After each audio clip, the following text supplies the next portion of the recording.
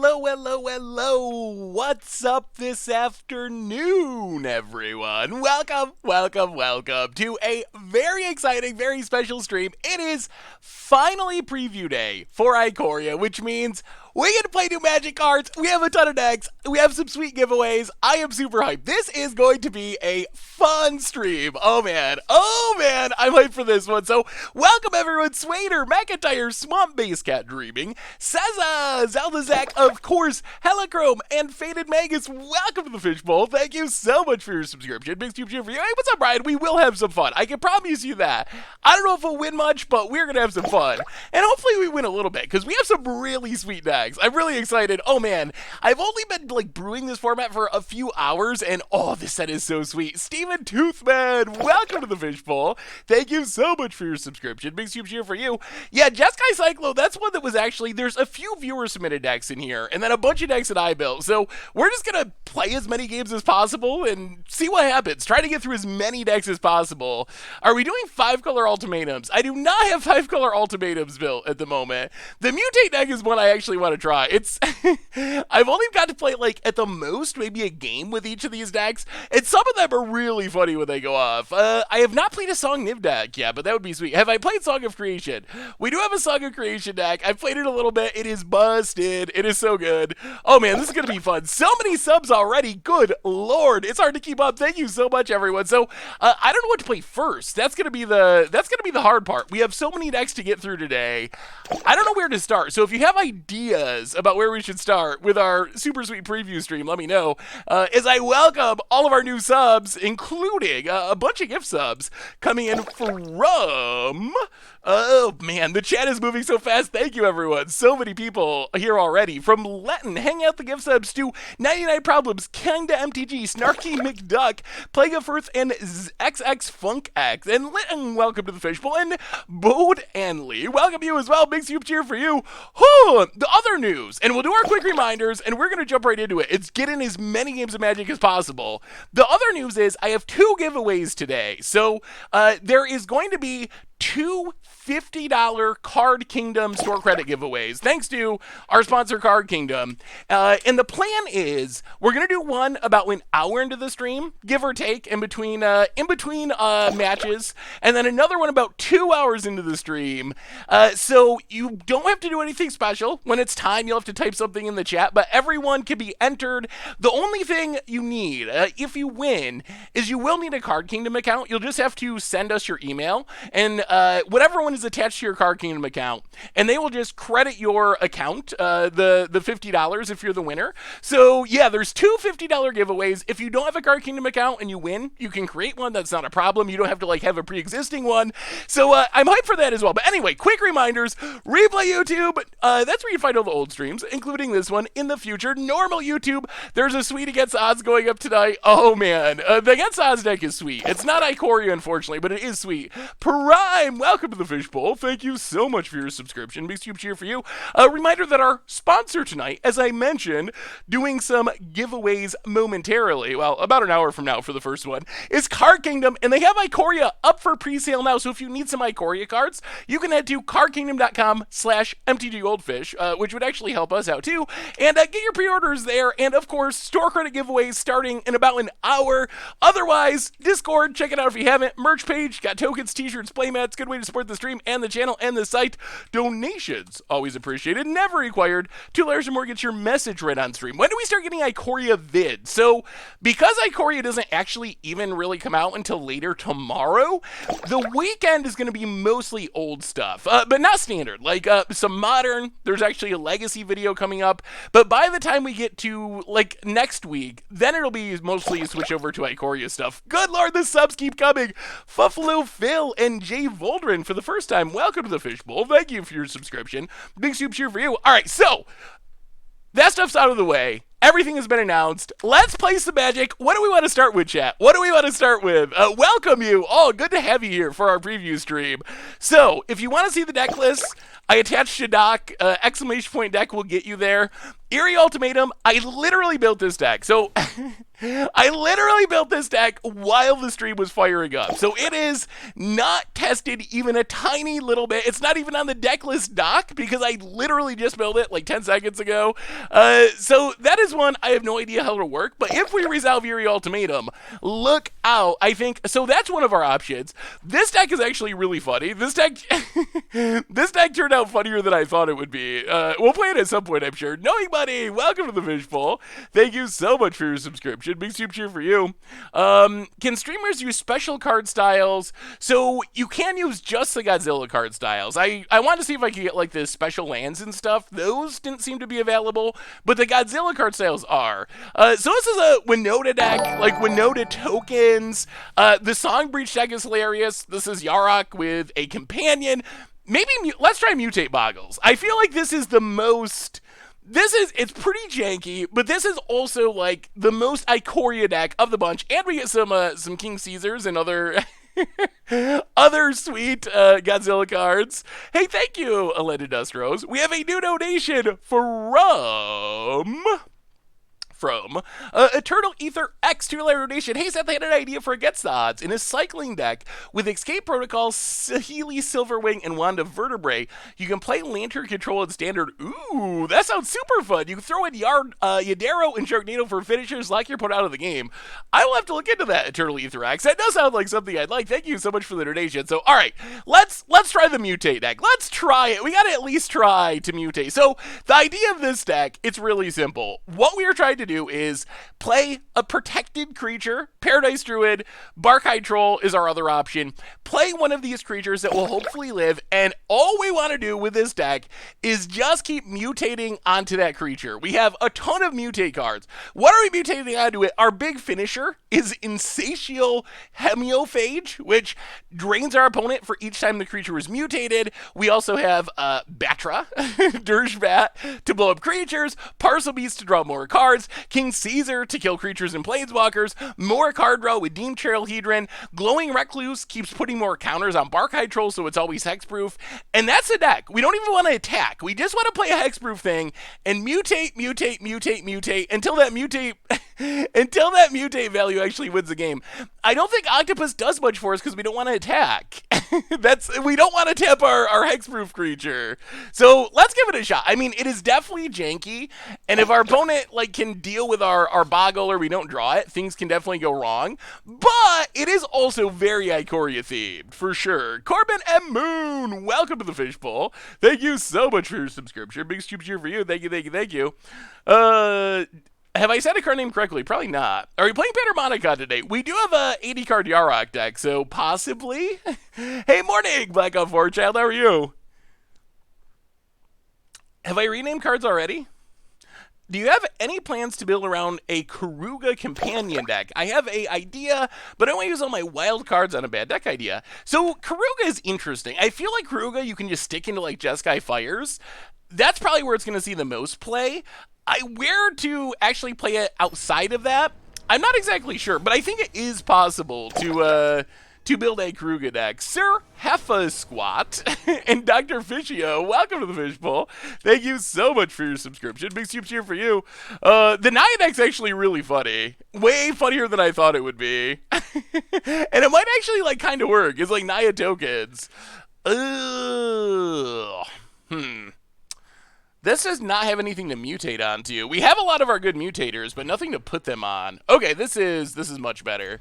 This is where we want to be. So Paradise Druid to the bottom. All right, let the mutation begin. Namran, welcome to the Fishbowl. Thank you so much for your subscription. Big soup cheer for you. The mutating format on Arena is interesting as well. Well, let's play Paradise Druid. Step 1, Mutator 1, and let the fun begin. Found it, plays a mountain, and oh, that's better. Well, play Stomping Grounds, mutate part 1, Paradise Druid, yeah, drain you, step 1 achieved, no attacks. Come on, land! If we can get this King Caesar down to just keep shooting down our opponent's creatures, we should be good. We need one more land. No drafter sealed today. Today's going to be all constructed, but we will do a drafter sealed at some point in the future to check out the new set. Play Sultai Stoppy, Riding Registrar, Ferox, Questing Beast into Brokos seems good. Yeah, Brokos does seem interesting in a deck like that. Hey, what's up, Bariga? How are you? What are you most excited to see, though? What's at the top of your list? Mutate looks kind of weird. Like, I was thinking you'd see a whole bunch of creatures, but you really don't. You only see the top creature, and then it gets all these symbols. I guess you get the name. Mutations. Ooh, okay. Yeah, here they come. Can we get a land? Can we get a land? Please. Land for King Caesar. No.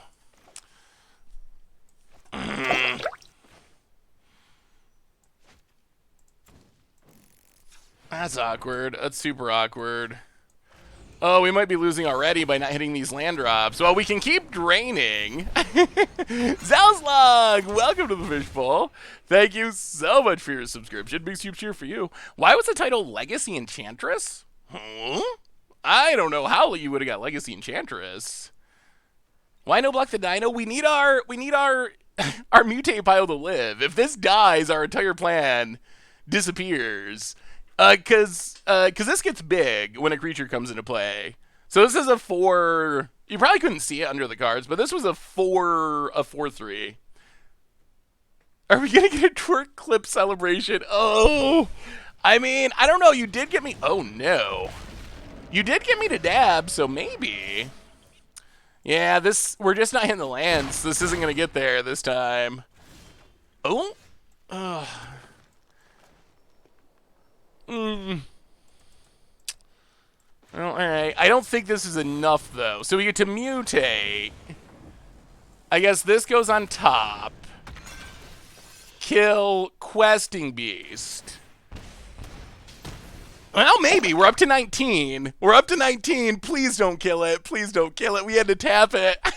We gained so much life. If it dies, we're so done. Oh, that's like 4 creatures in one. Come on, King Caesar. No! Yeah, all right. Well, now the fun is over. We didn't draw the land, so we had to tap our Paradise Druid, which is not where we want to be. And yeah, now we can't do anything. Oh, we were so close. We got super mana screwed, and we were still so close. And we're playing against, I don't even know, Godzilla Stoppy? Like, I think this deck actually has potential to work. Like, the life gain is insane. When you get the Gray Merchant Mutator going, like, you can just beat people. Unfortunately, that is a matchup that our opponent had just massive creatures really quickly. Mutate, good until creature dies. I mean, that's why you gotta put on hexproof creatures. Ideally, we never want to leave our creatures susceptible to getting killed. But in that matchup, we just didn't draw lands, and our opponent played a bunch of, like, 5-mana 7/7s. So that was the problem there. Can you get the comic book art in regular boosters? I believe that, yes. I believe that you can. All right, this works. So we got the Barkide, and now we have the Recluse to keep putting counters on it. So as long as this Barkide survives long enough, we should be able to keep it hexproof forever. Oh boy. Counterspell. Counterspell Tribal. Oh, Barkide Trollgo. This looks like a flash deck. Will there be comic book art on Arena? I believe so, but it's not yet. Opponent. Sprite Dragon. Sure.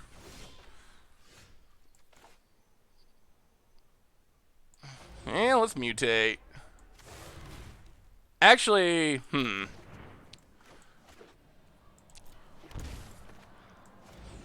we want to mutate onto the bird? It's not protected, though. Yeah, let's mutate onto Barkide.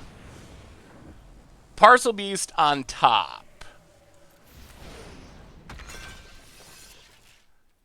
Pass. There's there's no way they can kill this, right? They can't kill it. Can they kill it? Hopefully they can't kill it. Yeah, I am a little worried about the Sprite Dragon. That is potentially a lot of damage. I would also like to hit a land. I think we just pass. Let's pass, protect against sorcery speed removal, and try to draw land if we can. Alright, Thrill of Possibility. Opponent also seems to be looking for lands. This will also give our Mutator reach, which will hopefully shut down the Sprite Dragon. Okay, we should be good. We should be good. Alright, opponent plays a tap land. We just gotta keep our hexproof up. Aether Gust should be banned. I don't know about that. It is very strong, but the green decks it fights against are also very strong. About it. Well, alright. No, not that one. This one. Come on, lands. Yes, please. That's good.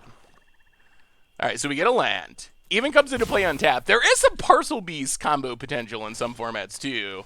More Parcel Beasts.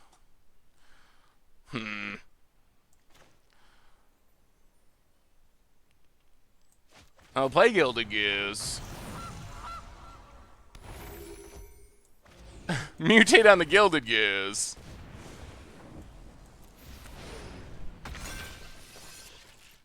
Pass the turn. We're doing it. We're doing it. We're doing it. Aether Gust is better remanned in current standard. That might be true. I don't think it's better remanned overall, but I think it is probably better remanned in current standard. Alright, so opponent's gonna bounce our stuff. Sure. Gets and hits us. This is getting a little bit old. Down to 10.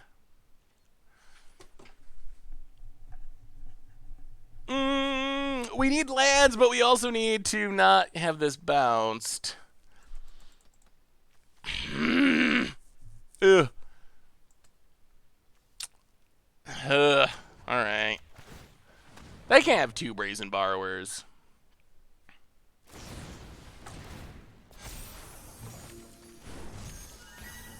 Come on now, Magic Gods. Come on now. Well, Barkai Troll.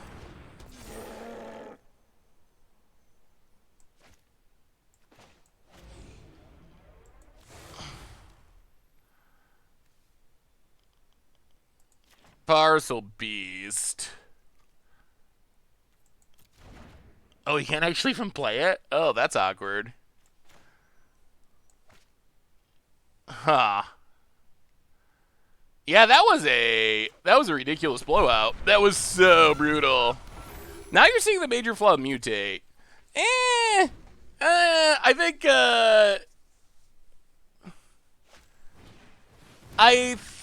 that it's more just unlucky.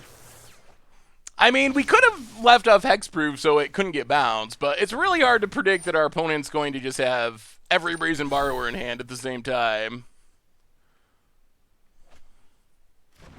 I mean, that's why we're playing hexproof, is so our stuff isn't supposed to have that happen, but our opponent is just drawing all of the interactive spells. They've had a pretty good draw for a deck that can't normally deal with our stuff. Well, mutate on the troll.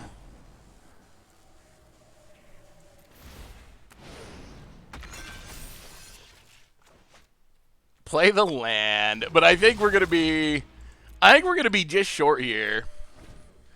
Yeah, Vimeres are not legal in standard. War of the Spark will rotate in September. Thank the Magic Gods. That'll go down as I don't know. I think War of the Spark probably ranks among the biggest mistakes in Magic history. It tells you what your power will be for mutate. Yeah, it is helpful there. Yeah, all right. Yeah, so, well, we've seen the power of Sprite Dragon. We didn't draw any removal, and our opponent has just went off with this Sprite Dragon, which, I mean, that is what these decks could do, sure. Opponent. The idea of war was sweet. Alright, so we got to see a pretty good Phoenix hand there. But what about MH1? Were they banned a card? Well, MH1, Hogak was obviously a mistake. War of the Spark, ugh. The Planeswalker design, I think, was definitely problematic, I would say. Yeah, only best of one is available for the preview stream. Where are the Mutate Value Bomb Mythics? We got Snapdax. That's the one that's actually good with what this deck's trying to do. But the other ones, yeah, no enabler. Yeah, got a mulligan. All right, well, we'll keep this. We'll put Barkai Troll to the bottom. And hope that we draw into more mutators. I mean, that is all that's in our deck, so we should. Give me a comment. Do you really want Planeswalkers and Pauper? That does not seem like something that you probably want. Oh my goodness, why is everyone playing Is It? Vote it. Land pauses. I don't play a land. Gilded Goose, go. Stuff! Welcome to the Fishbowl. Thank you so much for your subscription. Big soup cheer for you. Alright, pass the turn. Well, we're set up to start mutating next turn. We can get down Dreamtail Heron to start drawing cards. Alright, sure. Sure. Opponent's gonna try to make it 8-8 eventually. Alright, so let's start mutating.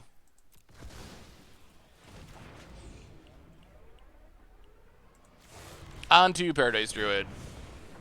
Put it on top. More geese. Alright, pass the turn. Sweepers are a thing our opponent could have, and that is not something that's easy for us to actually get around if our opponent just has a Wrath. So, I'm going to seize. We'll make it 8-8 after 8 turns. Ish. It can be sped up a little bit. Royal Scions. I lead the way, but my brother. Well, we have an answer to Royal Scions.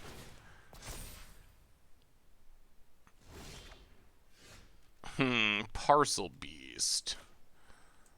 Alright, let's wait on the Royal Scions. That's fine. Let's Parcel Beast mutate. Draw a card. Arthur Ferdent, welcome to the Fishbowl. Thank you so much for your subscription. Big soup cheer for you. Alright, draw a card. Gilded Goose.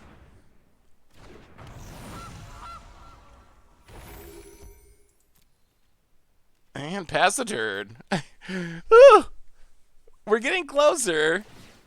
Nissa's a huge problem. Yeah, Nissa's pretty busted. So War of the Spark, actually, I don't know why we're talking War of the Spark, because we got sweet Ikoria cards, but War of the Spark, a lot of the cards are really good. Just the top end were so pushed that it kind of eventually ended up making the entire set feel a little less exciting, I think. Like, if you look at the Planeswalkers from War of the Spark, there's, what, 38? Probably, like, 32 of them, or 33 of them, are actually really sweet and fun. But then there's, like, 4 or 5 that are, like, ugh. Well, alright. That's pretty bad news. Well, maybe we're learning all the drawbacks of of the mutate mechanic, as so far every deck has just had hard counters to even mutating onto hexproof creatures. Like, even every deck has just had a hard counter after hard counter.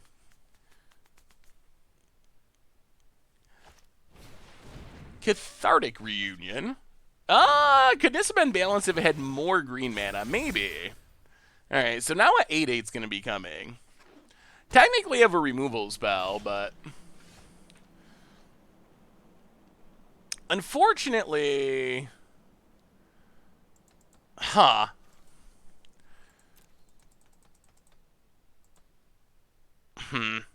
yeah, pass the turn. Unfortunately, this control deck is gonna have counter spells for days, I assume. Alright, so there's an 8/8. We try to kill it. Opponent. Yeah, playing a control deck. Well, that's most likely game. Well, I told you it was a janky deck. It's built around the set's main mechanic, though. The 8/8 seems like fun in a wheel deck. Yeah, it could probably be sweet in a wheel deck in Commander. But when it gets in, it says, sure. Realm Cloak Giant. And alright. Well, we'll give the boggles another shot, and then we'll move on to a deck that is more competitive. I still feel like it has been. I think Parcel Beast is actually maybe the best mutate creature by like a pretty significant margin. I'm gonna see seems like a good sideboard card for a blue-red deck. Alright, we got a Paradise Druid. I feel like the matchups have been not ideal for what we're trying to do. Let's see how this goes. Opponent's deck is limited to unplayable creature types. So I feel like maybe this will be our deck's time to shine. I mean, if we can't beat the cats, then we know that we got a problem. All right, there's a cat. I'll play Barkite Troll. We would like to draw a land again. That's the turn. Mutate feels like Bestow, but worse. I mean, it's kind of like Bestow with Enter the Battlefield abilities, which Bestow didn't really have Enter the Battlefield abilities. I mean, it's not technically Enter the Battlefield abilities, but... Come on, land. Not a land. Well...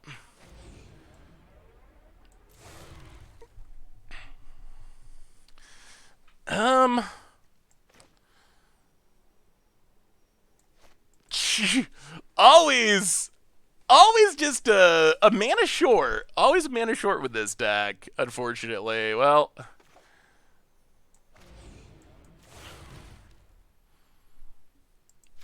Alright.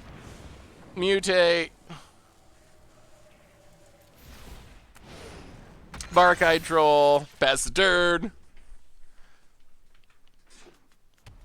Yeah, Caesar costs 5 to mutate, so we need another mana to mutate it. Hopefully our opponent does not have a removal spell for this. Would have been, if we had another land, we could protect it forever, but we don't have another land. Like, look at this hand! If we have a land, like, the cats are not going to do anything forever. Cupboard and mutate.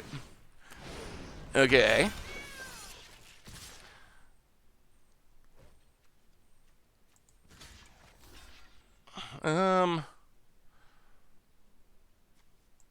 Actually, let's kill Pride Mate. Come on, land! Come on, land! Parcel Beast. Alright.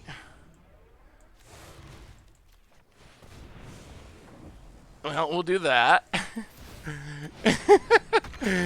Oh, for the love of lands! Fast the turn. We got a big mutator, we just don't have a land. Look at how good this hand would be if we could draw one more land. Yeah, I'm not, yeah, this land doesn't actually do Necropanther for reanimation. Sure.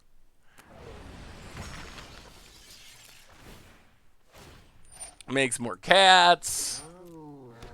And, I mean, I guess we're just gonna lose if we do not ever draw...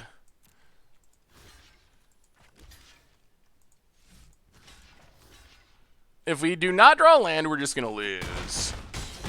Down to 7. Well,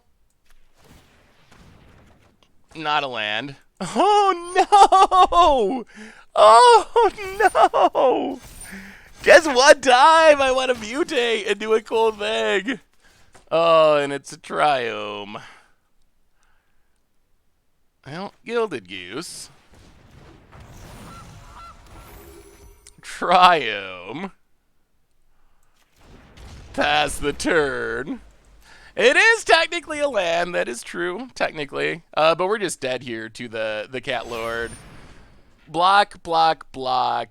Block, block, block. 1, 2, 3, 4, 5, 6, 7, 8, 9. Well, okay, I guess we could sack a food to technically stay alive. Another Pride Mate. The problem is this loses all of our mana, so we're still... This still doesn't save us. Oh my goodness, deck. Yeah, sack of food. Okay, we gotta try it one more time. We have to actually have this deck do its thing once. There will be a time when we do not just get mana screwed, and we do not run into hardcore control decks. That is a thing that'll happen. But this is not the time. The mana screw rules again. No, we're just... I mean, I think we're just dead. Well, I mean, it is a janky deck, but it is a janky deck that can do cool things if it just runs well for a single time. It doesn't really... I mean, we're just dead there, though. Even if we got to play King Caesar, we're still just dead. There's no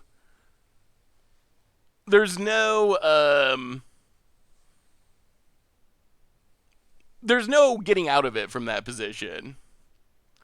What do you think about Menace Lord Raptor?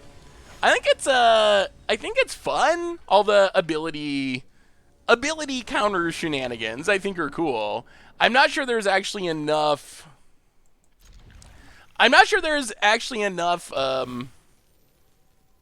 Add more lands? I think the deck has... How many lands does the deck have? I believe it's 24 lands and 8 mana dorks. So I think it's more just, you know, unfortunate running than anything. I don't think you can play too many more lands than that.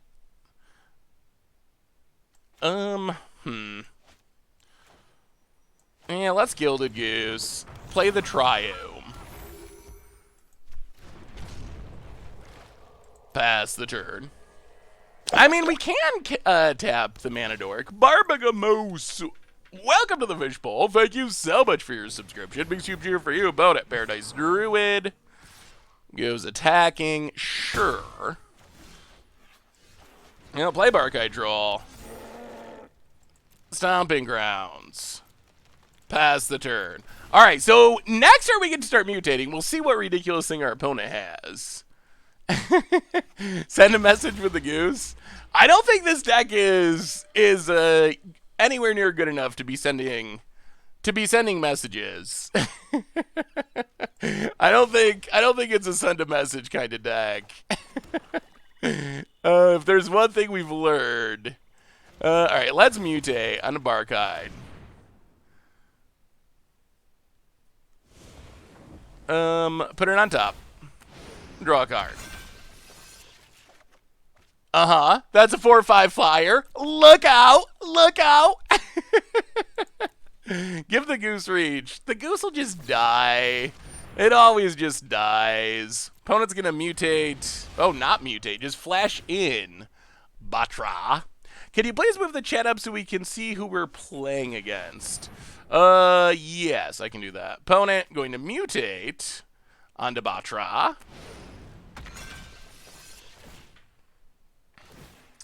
And kill a goose.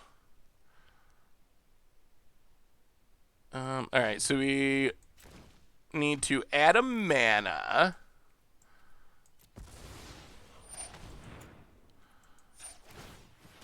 Give it hexproof.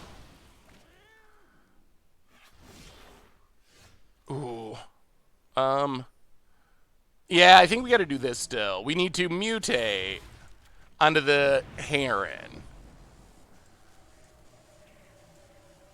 Keep the heron on top. All right, draw some cards. Yes, I can. Hang on, I will move the chat for you.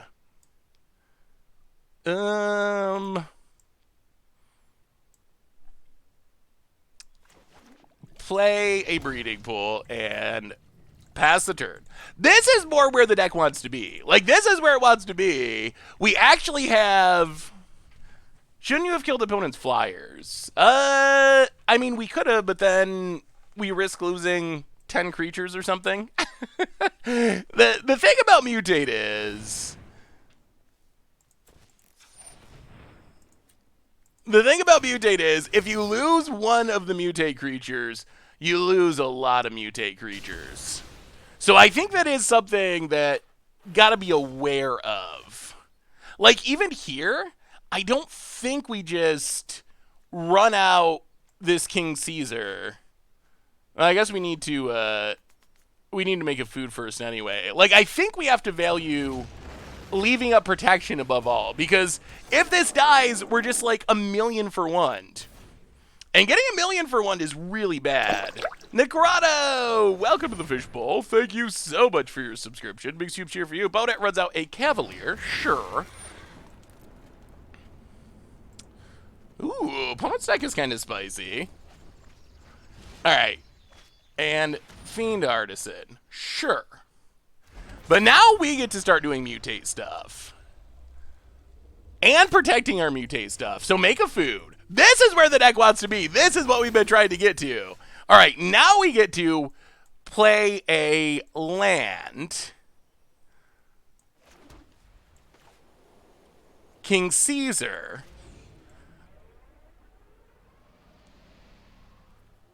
Add it to the mutate pile. Yeah, I guess we gotta use Goose. Actually, 1, 2, 3. Maybe we just... Alright, maybe we just Batra. That might be better. Batra. Mutate pile. Somehow the Heron's still better. But... we get to kill Fiend Artisan. And draw a card. Mutating and put counters on it. It's happening! It's happening! This is what we've been waiting for! This is finally what we've been waiting for! It's protected, it's big, it's doing a ton of things, it's getting counters! We did it! We achieved... Oh dear, another Batra. We achieved the mutate dream though. We did it. We actually achieved the dream. That is a frightening creature our opponent has built. Well, sack the food.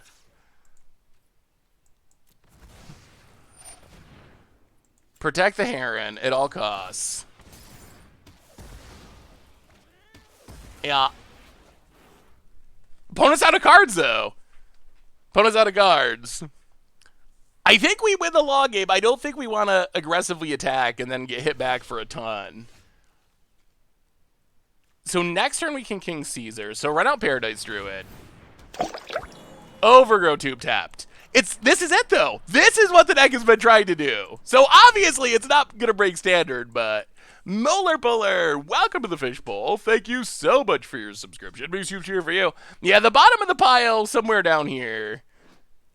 Arena doesn't let you see all the creatures. It literally just mashes them together, which is a good representation of the rules of mutate.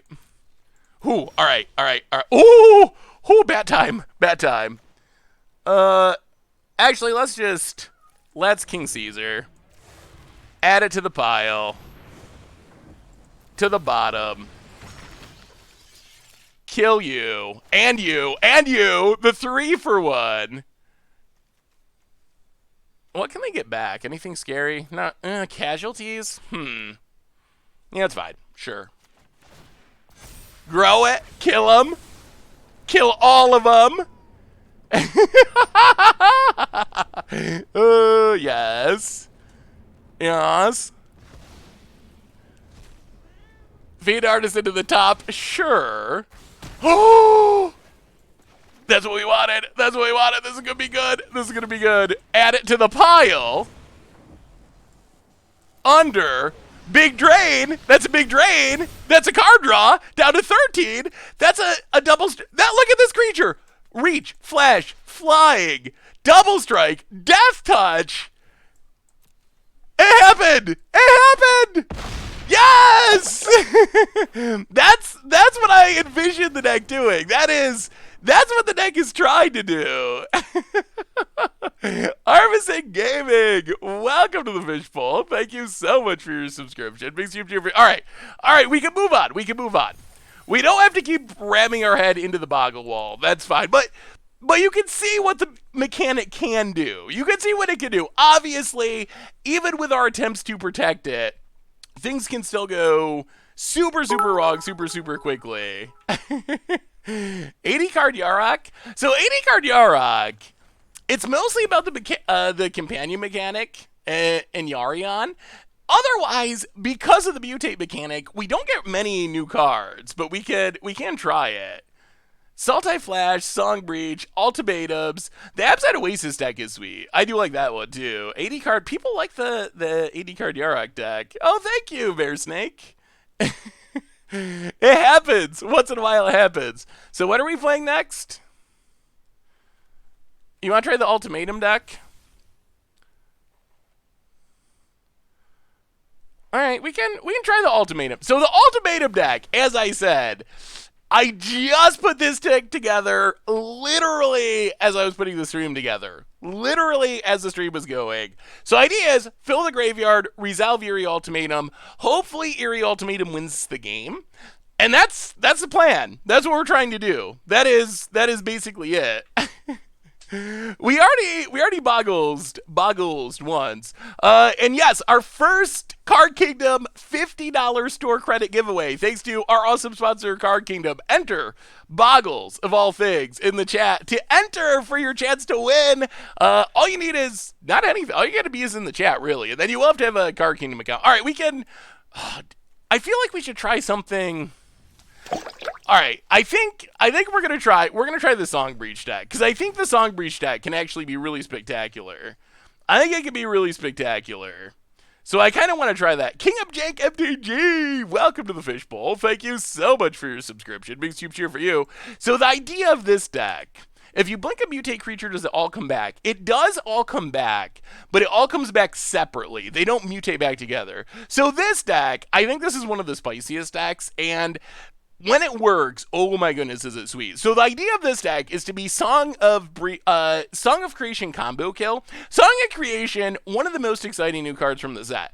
Extra land each turn. Whenever you cast a spell, draw 2 cards. Being your end step, you got to discard your hand. So how do we break this? And our main plan is we want to get to 6-ish mana, so 5 mana plus our extra land drop. Song of Creation, we have all these free spells: Chamber Sentry, Stone Coil Serpent, Ugin's Conjurate, which we can cast, and then we also have Underworld Breach to recast them from the graveyard, and then eventually at the end of the chain, we're able to win the game with the help of Thassa's Oracle. The other thing that's cool about this deck is we can get around the discard of hand, so we can just play Song of Creation, and because we have Underworld Breach and so forth, we can't just discard our hand. We have Riley, which lets us discard our hand. We have Merfolk Secret Keeper, which is 1 mana from the Adventure Zone, from the Exile Zone. We have Radical Idea to jumpstart to restart the chain the next turn. So it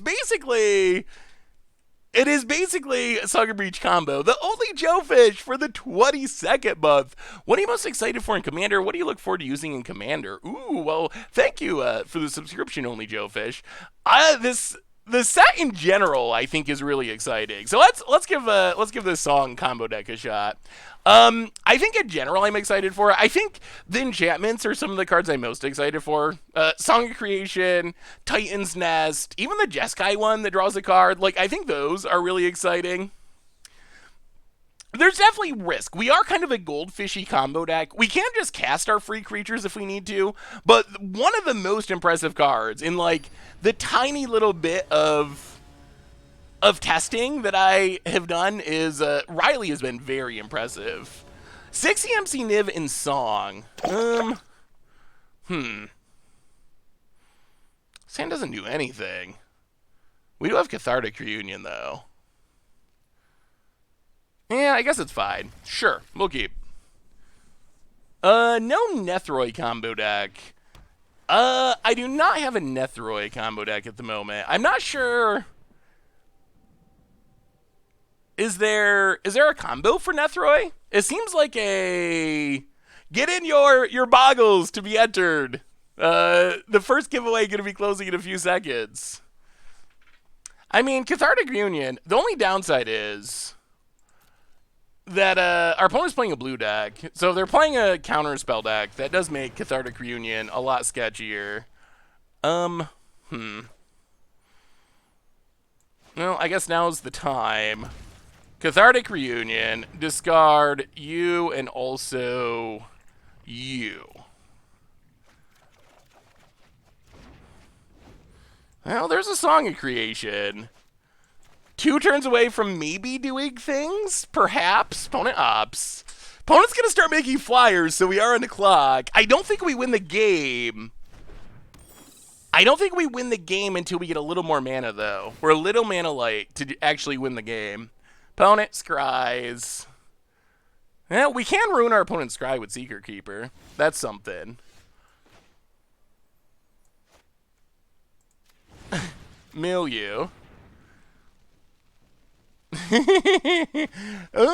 of the opt, did ya? What is everyone playing Omnius Seas for? Or Onimus. What am I saying? Onimus Seas. Risk Factor. Welcome to the Fishbowl. Thank you so much for your subscription. Big super cheer for you. Gabe Morales. Send in a message. Congratulations. You are the first winner of our $50 Card Kingdom Store Credit giveaway to go pre-order some Ikoria cards or whatever you want, for that matter. It doesn't have to be Ikoria, but congratulations. Omnibus, Omniscient. we're going through all the O words. Opponent. 2 Improbable Alliances is actually a clock. Well, all right. We will.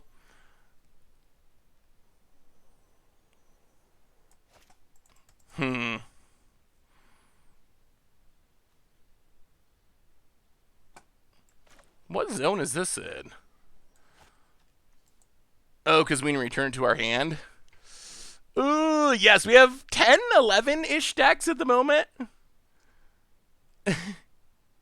Welcome to the Fishbowl Game Morales. Just Peter, thank you for the gift sub. Big super cheer for you. All right, how do we do this? We're at 17.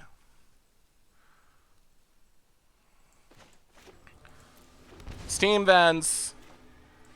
Song of Creation. Temple of Epiphany. Island, definitely to the bottom. All right. Well, don't bounce it. Go away, hand.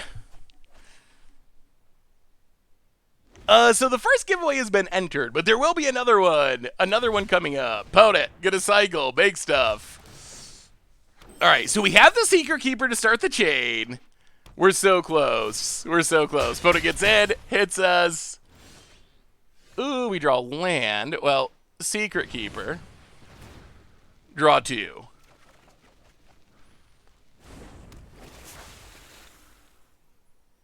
Secret Keeper. Mill ourselves. Whoa! That is an unfortunate number of lands to draw. Secret Keeper, draw 2. Well, land Riley. Draw 2.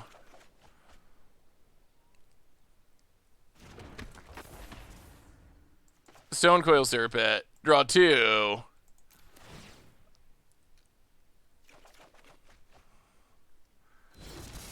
Ugin's Conjurate. Draw 2. We can't win the game, though. We don't have the mana to win the game. We fizzled too much. Steam Vents, untapped. Secret Keeper, Milieu. Draw 2.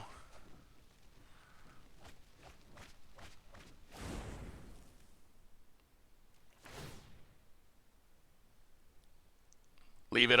Leave it. Leave it. Cycles. If we untap here, we win. There's no way we don't win this turn. All right. Riley redraws. All right. Kill us if you can, opponent. Kill us if you can. We will win the game this turn if we untap. There's essentially no doubt about it. Beacon Bolt. That's fine. That's fine. That's fine. Come on. Come on. Yeah. Down to 3. Opponent passes. Well, Chamber Sentry. Draw 2. Good lord, how do we keep whipping like this? Well, Secret. Alright, Underworld Breach. Draw 2. And now we go Infinite. Conjurant. Yes! That's a plan. Exile 3. Sure. Dies. Draw 2. Thassa's Oracle is the end game once we draw the rest of our deck, which is not very far away. Well, this is... Now you're seeing what the deck can do. And you got to see Riley do things. I think this deck's actually pretty sweet. Chamber Sentry. 0. Exile. Draw 2. 8 cards in the deck. It's actually just hard to play this deck because... Okay, there's all of our free spells. It's actually hard to play the deck because we have too many cards in hand. We've drawn too many cards. Stone Coil, draw 2. Stone Coil. Draw 2. Secret Keeper? Or Thassa's Oracle. Exile.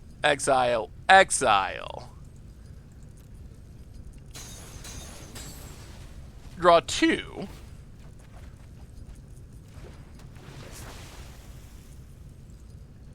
And game!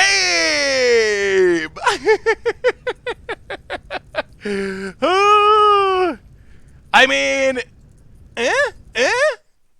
Song Creation's busted. It's busted. I mean, that's what the deck is. That is what the deck's trying to do. That is the goal of it, is to just like goldfish into that combo kill. And it has so much card draw that it can set up the combo pretty consistently. Yeah, the deck is pretty sweet. It is pretty sweet. I mean, yeah, I mean, they don't want people conceding early if you can help it, but I think I think there is a...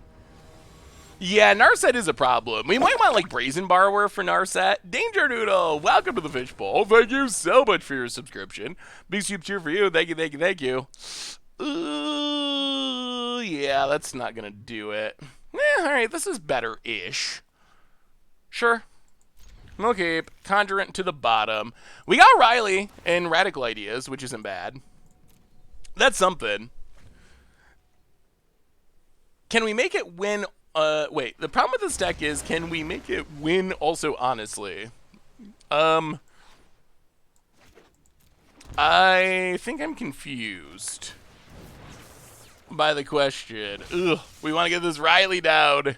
Pass the turn. We are playing some Song of Creation combo. Ugh.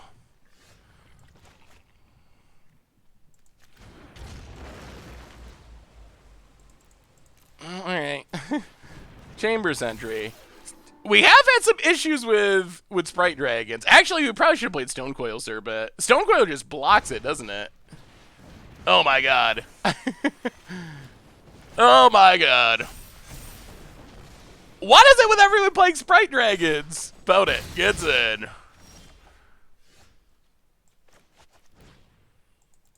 Oh, this is bad. Bad news. Sprite Dragons have been like our bane. Apparently everyone is playing Sprite Dragon decks.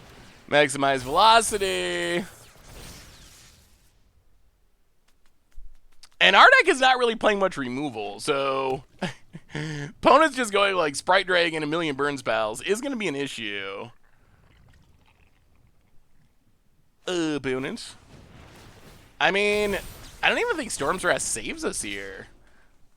We block. Down to 8.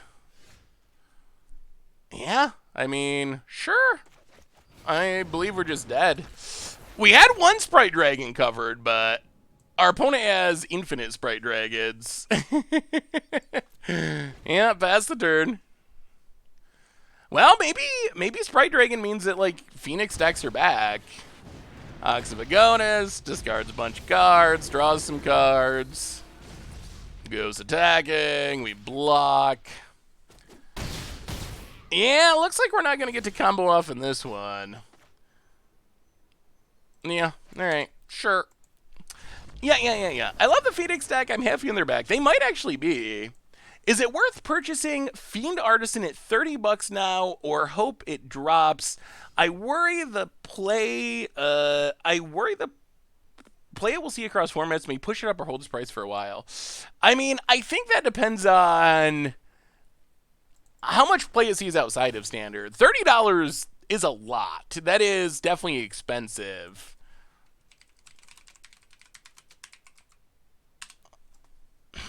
Maybe we do need to play some removal. The problem is everything is a combo piece. That is a hard part. I guess we could try one Thassa's Oracle. It feels a little risky. And bring in a couple blitzes? Maybe. I don't want to keep losing to Sprite Dragons, which are apparently the new staple. We played a really janky mutate deck. It seems hard to imagine that it's going to maintain $30, but I guess we'll see how much Ikoria is even open. That's the other layer on top of stuff. With the release and paper being delayed, it's hard to... Alright, yeah. Well, we brought in 2 blitzes and we drew 2 blitzes. Secret Keeper to the bottom, pass the turn. This deck is screaming for Bag of Holding. Can you hear it? So I consider Bag of Holding, but I think we actually want...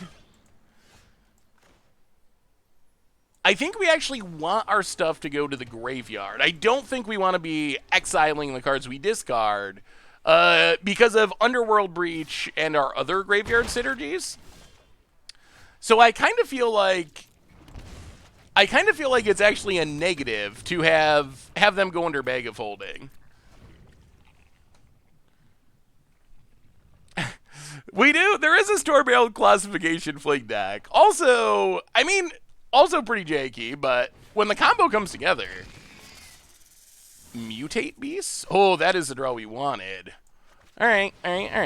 Discard you. Actually, let's just discard 2 lands. We're drawing 5 cards. We gotta hit lands out of this. Okay, there's lands and free spells for days.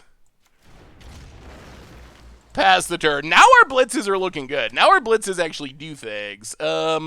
We will discard a Conjurant.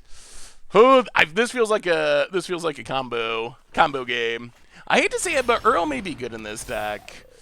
Earl might be. I mean, it probably would be, but Uro. It's just so heavily played.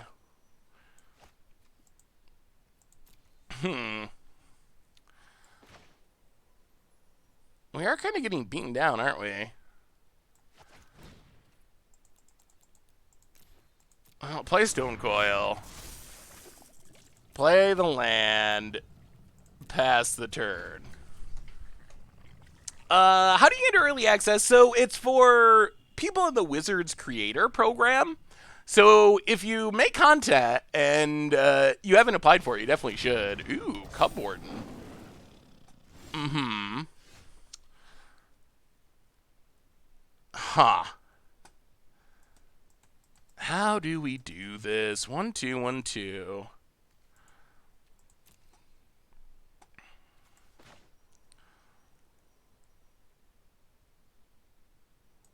All right, so let's, I think we Underworld Breach. Cathartic Reunion.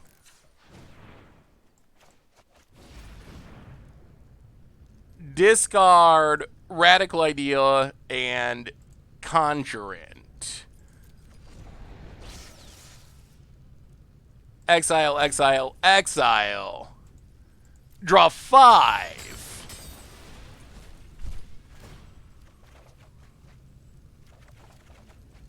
Ooh, boy, we almost moved on lands. Play a land. Kill the Lord. We found Song of Creation. Next turn, hopefully we win. Oh, it's going to be close. It's going to be really close.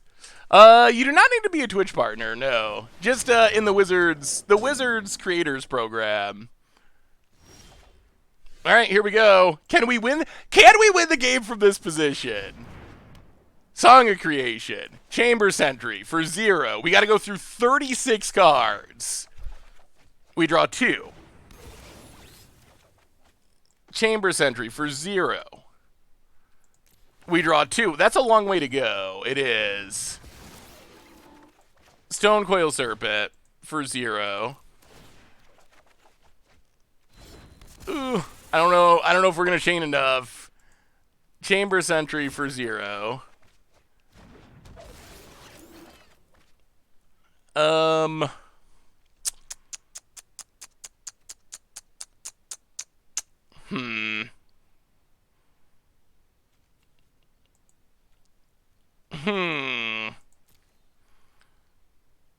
We also have to not mill out. We have Riley.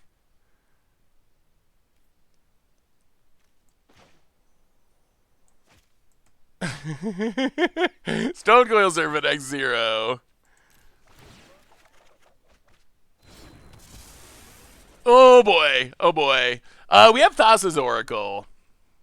Thassa's Oracle is the way to hopefully finish it. So I guess we try to win next turn. We play an island. We play a forest.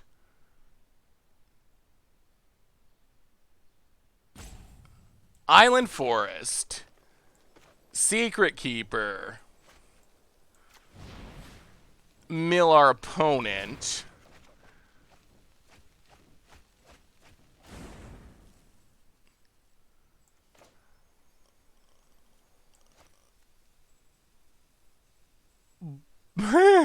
Blitz. Kill the symbiote.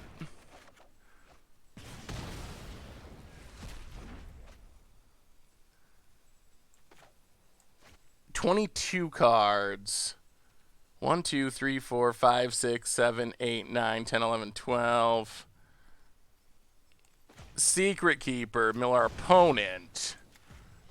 Oh, this is actually a little more convoluted than it seems. Pass the turn.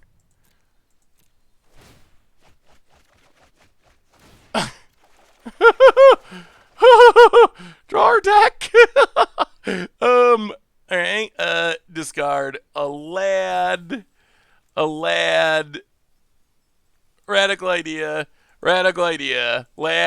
Lad. Okay, I think we're good. Yeah, Riley doing work. Yeah, the problem is we couldn't go all the way, so I feel like we had to stop or we would draw our whole deck with Riley. So we need to just wait one more turn. And then we finish it. So opponent makes a bunch of cats, we get drained. Attacks. That's fine. Sure. I mean, the deck it's working. Opponent getting in. We block and also block. untap 6 cards in our deck. So, let's see. Secret Keeper. Draw 2. 4 cards. Secret Keeper. Draw 2. 2 cards. Oracle. Draw 2 0 cards. And that's a combo kill. That's a combo kill. Whew!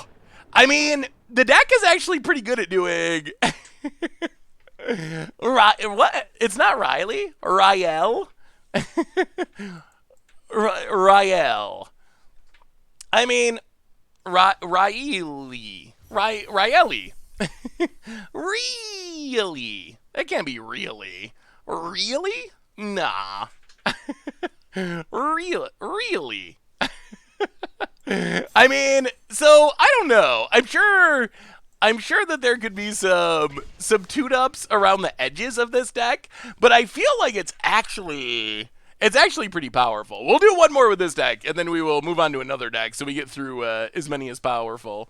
Riel. Riel. E. Okay. I thought it was Riley. Like the female spelling of Riley.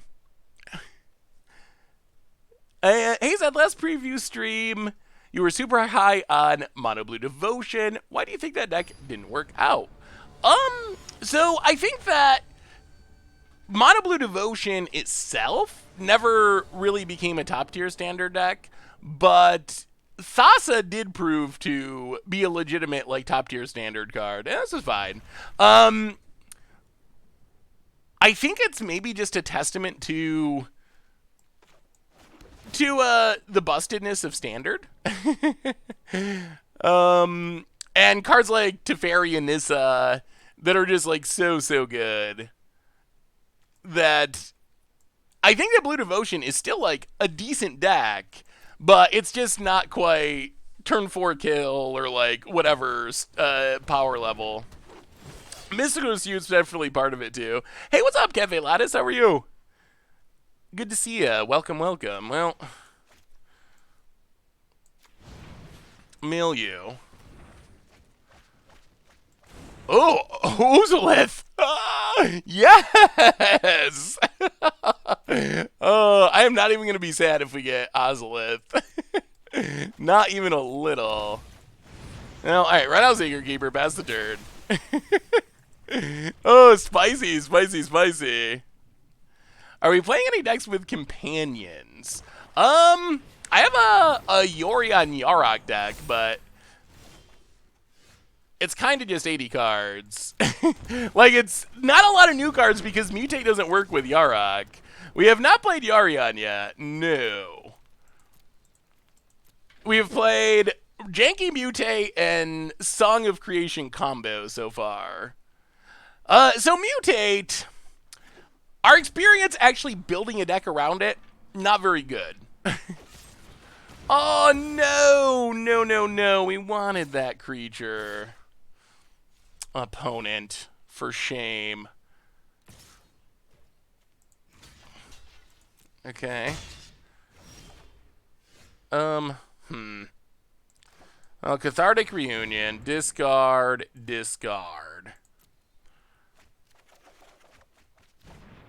Draw a bunch of lands.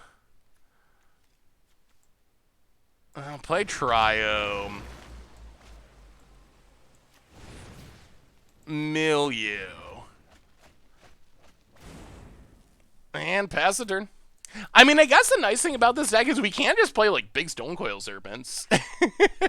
I mean, eventually we can just do it. Really? Oh, Sword Knight, sure. Red Horde Invasion, also sure. Well, yeah. Without Song of Creation, things are not as exciting. We're doing it the really slow way. Yeah, opponent's going to town with the Ozolith. Land and attacks. I mean, we'll block. Oh! Yes, yes, yes, yes, yes, yes, yes. That's what we wanted. Song of Creation. This deck goes from 0 to 60 so fast. Hot stuff, MTG, and fine. Well, oh! Oh! Banned! Banned! Banned! That was an early scoop. I'm obviously just kidding. I actually think the early scoop rule is absolutely silly and unnecessary, but I couldn't resist. Well, we saw the power of it made our opponent scoop right away. But really, we would have just like played through our deck and won the game. Like, it would be so crazy. It's so good. It's so good. Yeah, we are 3-1 with it. So, what do you think?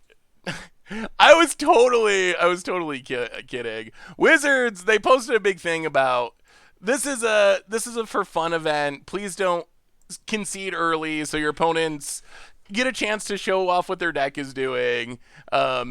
So I was just having a little fun with it. I think it's actually, I mean, I get what it's going for, but I actually think it's kind of silly to try to make that a rule because I don't know. Like, can I really expect someone who is also streaming to sit through me casting my entire deck with Song of Creation? I mean, I get the intent of the rule, but yes. Yeah, we are 3-1. Do you want to do another one with that, or should we move on to something else?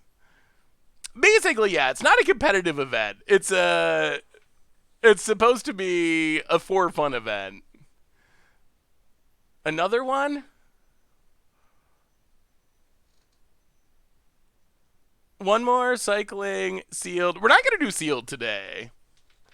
Well, this deck felt pretty impressive. We did get Sprite Dragon. All right, we better do another deck because we have a lot of decks we want to get through. So we've played Mutate Boggles. We can forget about that. We played Strong Breach. This one I think actually has some possibilities. So what's next? We have Winona, which is kind of a funny like token aggro deck. We have a viewer-submitted Sultai Flash deck. We definitely got to play Abzan Oasis. I think this deck is actually really cool. It's kind of Abzan mid-range, but it does some really cool, like, grindy things. Jeskai, okay, so this is another viewer deck. It does have Karuga, so we get some hippo action for Zach.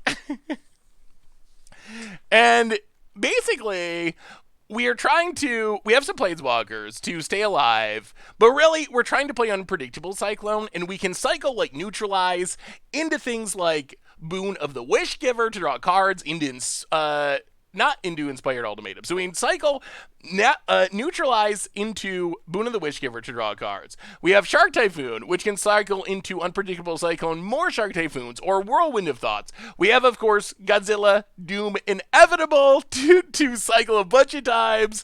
It's just like cycling shenanigans, essentially. Dude opponent in the last match makes me very angry. I was definitely 100% kidding. Hopefully that was very clear. I just thought it was funny. All right, let's try it. Let's try the cycling deck. Why not? Why not? We'll keep going through. We have Yurdo. It is Godzilla Never-Ending Doom or whatever. I can't keep track. There's too many Godzilla names, but it is in there. We do have it. Let's try some cycling. Plus, this was our spoiler card. I mean, how can we not play? Yeah, Yadero. Wait, is it Yadero? What is the 8/8 that if you cycle it 4 times, it comes into play for free? I'm usually silent chat, but wanted to say I enjoy your streams. Oh, thank you, Drop Dead Corey, and thank you for the cheer. Thank you. Oh, is this your deck, Meme Ticks? I'm excited to try it. Why not try Winona and the Marauding Raptor synergy? What is the...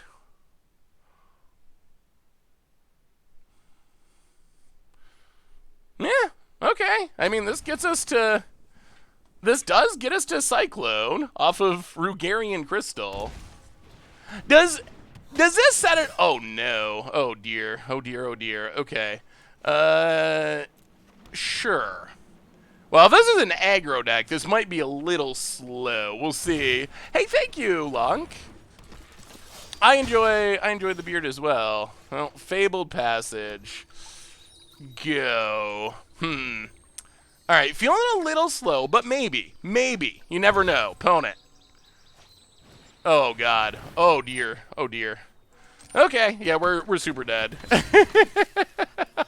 We are super dead. Well, we are playing Best of One, and Best of One, if you lose the die roll against aggro, I mean, that's part of why Best of One is not a Pro Tour format. I believe that in digital, Ikoria officially releases tomorrow. There's Godzilla, Doom Incarnate, Doom Inevitable. Yeah, we're literally dead on board. All right, sure. Well, we played 2 lands that game. We'll pretend that one didn't actually happen. Yeah, our opponent did. I mean, I assume they have like the Human Lord or something, but not the spiciest. I mean, humans do have a lot of new additions. I assume it's a human tribal deck. Sorry to say that Pandemic Penny pitching has meant the end of my subscription. Not a problem at all, Coco's Homebrews. It is a time where you got to take care of yourself and your family. So definitely. That wasn't a shame scoop. That was a we're dead on board to this super fast aggro start scoop. Ooh, we're gonna get to see some Narset action. I wonder how good Narset actually is. I don't know. Krim, I know, really likes this card. Fabled Passage. Crag it. Godzilla. Whenever I see this Godzilla cards, I think of the Arrested Development scene where they all do the Godzilla impressions. 4 mana, draw a card, kill a thing is pretty good, even if nothing else happens. Yeah, I mean, it definitely has potential, for sure. It feels like a Planeswalker that should be good. There's just so many really good Planeswalkers. Ooh, Giant Killer. Aggro players. What is it with all these aggro players? Yeah, Fabled Passage again. Pass the turn. Luxac with the gift sub to Coco's Homebrew. Welcome to the Fishbowl. Thank you so much for your subscription. Big soup cheer for you. Oh, that was very nice of you. Well, hopefully all is going well, Coco.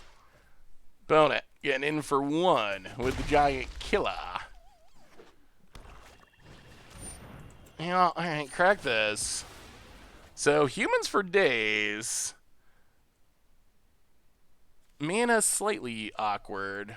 Well, take an island. Jeskai Ultimatum. That's a minute away from doing things. Oh, bounce, General Enforcer. Come on, land. How many lands does this deck have? Ugh, it might not be. Is this deck short on lands? I wonder. Ooh, the protection creature. We have a new donation from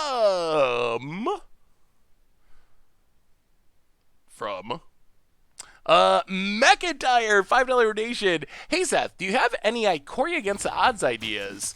Bird, Goat plus Star of Extinction is in historic or Fires of Invention, all the ultimatums. Yeah, Fires of Invention with all the ultimatums does sound like it would be really funny. That is one that I would like to try. Well, I think it's Narset time. Land untapped. Narset. Honor the past by bringing its traditions into the future. Discard. Then act. Neutralize. Kill you. Ooh, oh, that felt good. That felt good, Narset. That felt really good. Yeah, I have some ideas, McIntyre, that I'm working on. I haven't figured out exactly what the first Against Odds episode will be yet, but I'm gonna have to decide soon because it'll be up next week. So, but yeah, I think all the ultimatums is definitely one that would be really funny. Thank you again for the donation. Death itself cannot halt. Shepherd Second and Cash Money Misplay. Welcome to the Fishbowl. Thank you so much for your subscription. Big super cheer for you. Do you have any ideas for a human deck? We actually have a human deck that we are going to play at some point. We're only taking one? Alright. Let's do it. Let's do it. Unpredictable Cyclone hits the battlefield. What'll happen? No one knows. Oh, welcome to the Fishbowl, by the way. I think I missed that. Cash Money Misplay. And second, Shepherd Second. Welcome to the Fishbowl. Big super cheer for you. Thank you, thank you, thank you. I mean, we do get Godzilla Doom Inevitable when we cycle it. So 2 mana, 8/8 trample haste. Instant speed even. That seems pretty legit. And how close are we? One thing about these ultimatums is the mana cost. Red, red. Red, red. Blue, blue. So we need one more white source. And we'll be able to cast it. So next turn we can Narset and Godzilla. Yeah, make those humans, Elspeth. Make those humans. General Enforcer, sure, sure, sure. Arthur Dent handing out the gift sub to the other Coco's Homebrews. Welcome to the Fishbowl. Thank you so much for your subscription. Big super cheer for you. Thank you, thank you, thank you. About it. Getting in? Sure. Well, Fabled Passage. Oh, we're gonna see a lot of new cards this game, I think. Crack it. All right, so just to make sure, white, white, red, red, red, blue, blue. Yeah, get a white source. Andrew Sterling McDonald, welcome to the Fishbowl. Thank you so much for your subscription. Big super cheer for you. So we play Narset.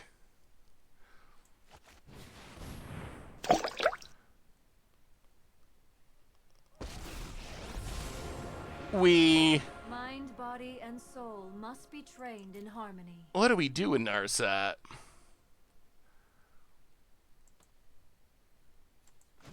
Tick down Narset. Draw a card.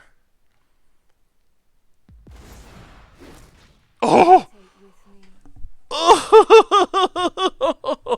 I want to keep them both. Oh, I want to keep them both. I want to keep them both. Oh, we can cast both in a row.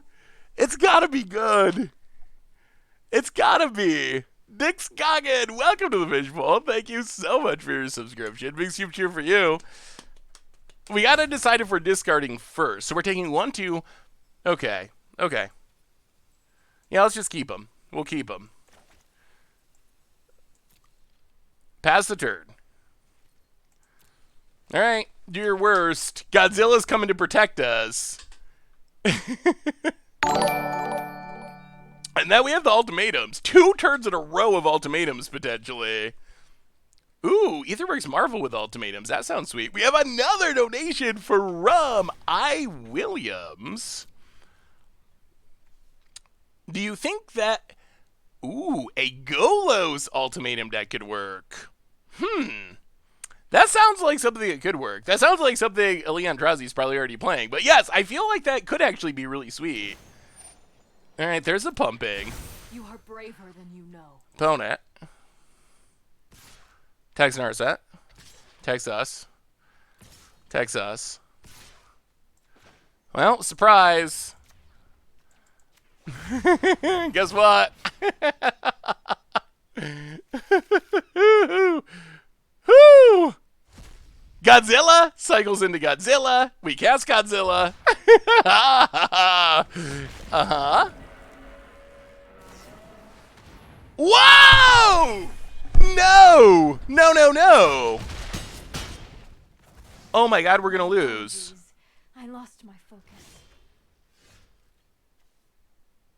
1, 2, 3, 4, 5. Wait, 1, 2, 3, 4, 5, 6, 7, 8, 9. Well.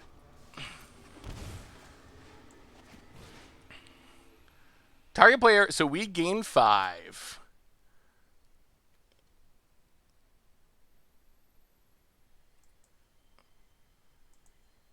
General Enforcer dies. Well, alright, that's as much as we got. Oh, Godzilla was so not good. Okay, we gain life. We draw a bunch of cards. Well, we're up to 10 for the moment. Going back down to like 7-ish because of this. Oh no, we're dead to Elspeth, aren't we? How many cards are in the graveyard? 3? Alright, that's not enough. That's not enough. Oh, thank goodness. Oh, we are right on the edge. Godzilla does die to Doomblade. I mean, resolving Inspired Ultimatum is pretty good. We did have preview card versus preview card, and apparently Dire Tactics. Dire Tactics is the winner of the preview card battle. Yeah, all the deck lists are listed in a Google Doc.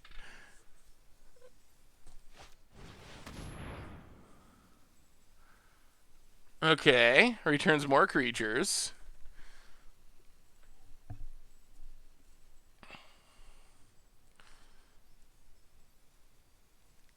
Ooh.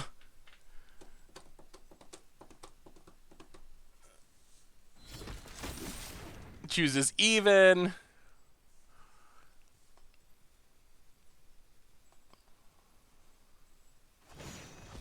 Pumps. Elspeth goes away for now. We go to 3. Okay. Okay.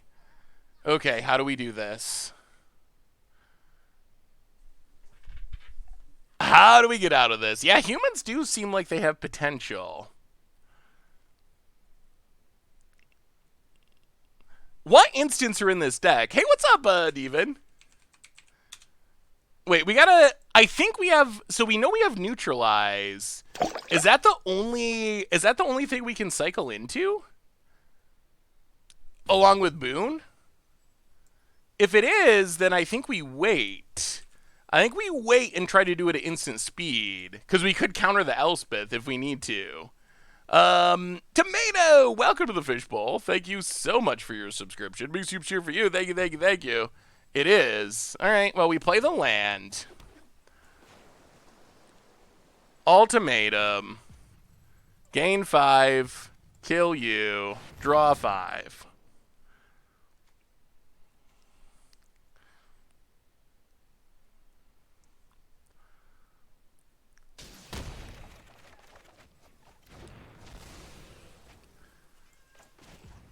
And pass the turn. Oh boy, this is going to be close. So we know Elspeth can return. Can we spin into a counter? Oh man, come on Cyclone. Come on Cyclone, you can do it. We will discard a Narset, a land, a Cyclone, and a Whirlwind. Okay, okay, come on, come on. Come on, spin it to win it. Spin it to win it. Spin it to win it. Spin it to win it. Oh no! Oh no! Oh no, we have nothing left. This doesn't work. Ugh. We only have 2 Inspired Ultimatums. Oh, I was reading it wrong. Why is Neutralize in this deck? Huh. There's no instant to spin. So we neutralize into Neutralize? Oh, that's a lot worse than I thought. Alright, well, we're going to 1. Done wrong. The time to fight is now. Elspeth is busted! It's so busted! Yeah. I don't know why I thought this was an instant, and also that it would do things that were good. Opponent gets in, so we'll cycle. Draw 4. Maybe we need a sweeper. Well, there's Neutralize. We go to 1.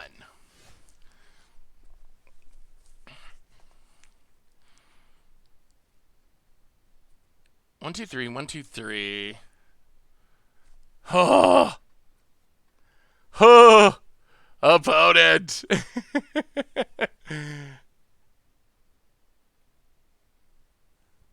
Chat is pulling up and Seth could BS to read it. Oh, were you saying that? How do we get out of this? That's my bad. So we play Teferi. This isn't a fight we can win. We bounce the token. Draw a card. There goes nothing.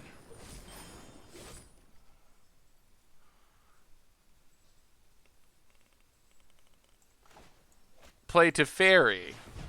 Man, we're going to end up a single mana short. Bounce the token. Draw a card. I got this. Yeah, the Shocklands come into play tapped. Ugh. This deck feels like it has potential, but not this time. Why are we... I kind of feel like this deck should be playing more ultimatums. Like, 1 mana ultimatum seems like the best thing this deck can do. It seems like being able to cycle into the ultimatum has got to be...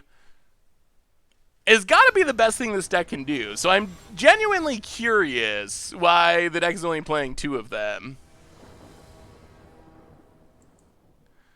Rafa! Welcome to the Fishbowl. Thank you so much for your subscription. Big soup cheer for you. Like, the deck, I like the idea of this deck, but I think if I was building it, I would probably make a few changes. Like, I feel like the concept is interesting, but I sort of feel like it's just a few of the individual choices are a little weird to me. Not having any sweepers is weird, and some of the individual card choices are a little weird. Alright, so opponent, Paradise Druid. Well, cycle Godzilla Part 1.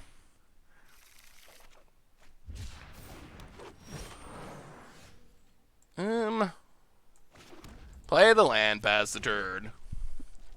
Is a companion worth it? Probably not. In all honesty. I mean, maybe it could be. You could still play, like, Bone Crusher Giant. You could play... There are cards that we could play and still have Karuga. Whether Karuga in specific is actually worth the effort, though, that I'm not really sure on. Well, I guess we Narset.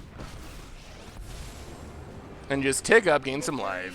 Just another puzzle to let me help you practice. I mean, it's feeling good, and we also played against aggro on the play twice. Why not play Fox Companion? I mean, Fox Companion doesn't do anything, right? At least Karuga does draw us cards. I feel like Karuga is more powerful if we cast it. Oh, opponent's playing a Niv deck. 1, 2, 3, 4. Wow. All right. Well, that was a good Niv. Good Niv for our opponent.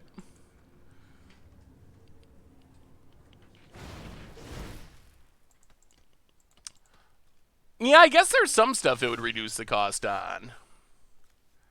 So opponent gets 3 planeswalkers.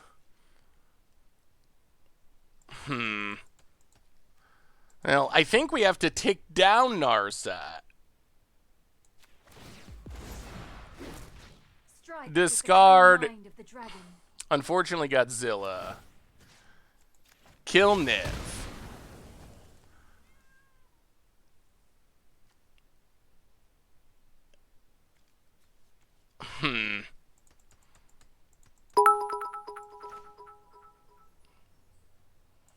Play Whirlwind. Play Triome. Unfortunately, Teferi also locks down what we're trying to do. Potent. I think that is kind of the problem with Unpredictable Cyclone is Teferi just makes it do nothing. Timing. Let's try this. I feel like the boon offers more value in this matchup than Godzilla.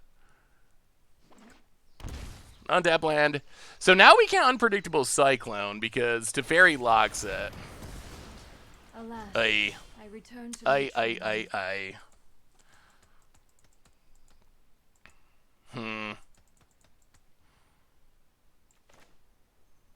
Well. Sure. Draw some cards. Pass the turn. We have not played Sultai Flash. No, I am not making this up as I go. Opponent gets in. It's this. Yeah.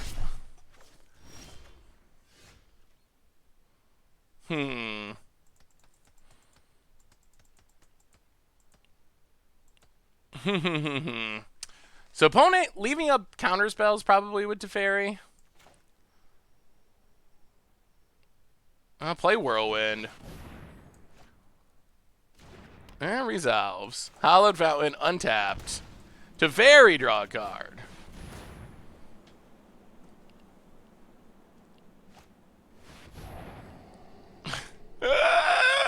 Gonna reanimate Niv. Yeah, Teferi is definitely... so with Teferi on the battlefield, Cyclone doesn't do anything because we would not be casting the spell at sorcery speed.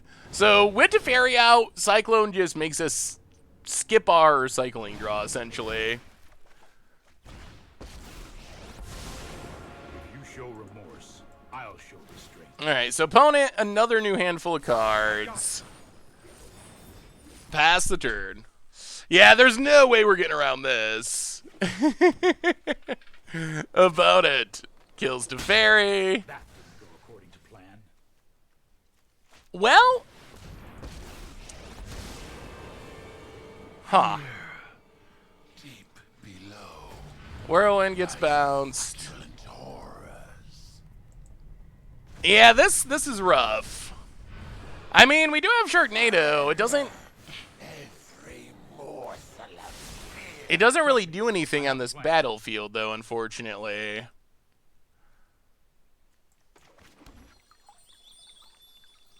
So I guess we're just going to have to wait and make a shark and try to attack planeswalkers. Yeah, this is the Niv deck doing its thing, for sure. We haven't really seen any new cards. It seems like this is a very unupgraded Niv deck, but row for our opponent. Hey, what's up, Merriman? How are you? You can cycle, yes. You can cycle with Teferi out. You can't... Unpredictable Cyclone, though, will not allow you to... You can't cast the card with the Teferi out. Opponent. Elite Guard Mage. Sure. Well, we'll see. We can try to start slogging through planeswalkers ever so slowly. I don't crack this. We are building up some nice mana. Karuga has not felt like it does anything.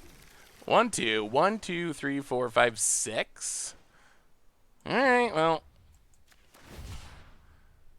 Make a shark. Shark Typhoon number 1.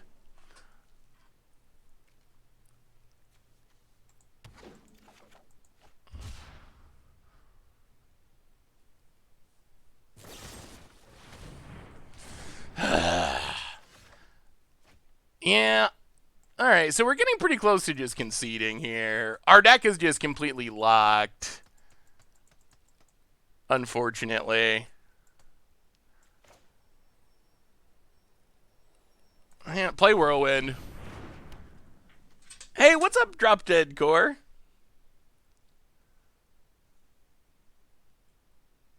Hey Seth, I said 300 bits with a message. I was wondering if it's going through on your end. Ooh, let me see. Oh, I do see it there. I don't know, the bits I don't actually hear. Sorry, Drop Dead Corey. Yeah, the bits don't make the noise like the donations do, so they're not always easy to hear like the other stuff, so that's my bad. My apologies. So I've been stuck inside for a month because of the pandemic, been playing a ton of Arena. I've stockpiled wild cards. Could you give me some advice on how to spend them wisely going into Ikoria? Ooh. Well, it's actually really tough because Ikoria is so new. It's hard to know what's actually going to work and what's not going to work. I would say the safest investments are definitely the lands. The lands are going to be the foundation of standard decks for a long time. So I feel like those are some of the easy choices. Otherwise, it's a lot of speculative stuff. A lot of the mythics have mutate. It's hard to know how good they're going to be. So I would take a little bit of a wait and see attitude until we actually start to get more results, I would say. At least wait like a week or so to see what decks start doing things before investing your wild cards. Yeah, the stream replay will be up on YouTube in the futures. Yeah, I feel like our opponent's deck is just not updated.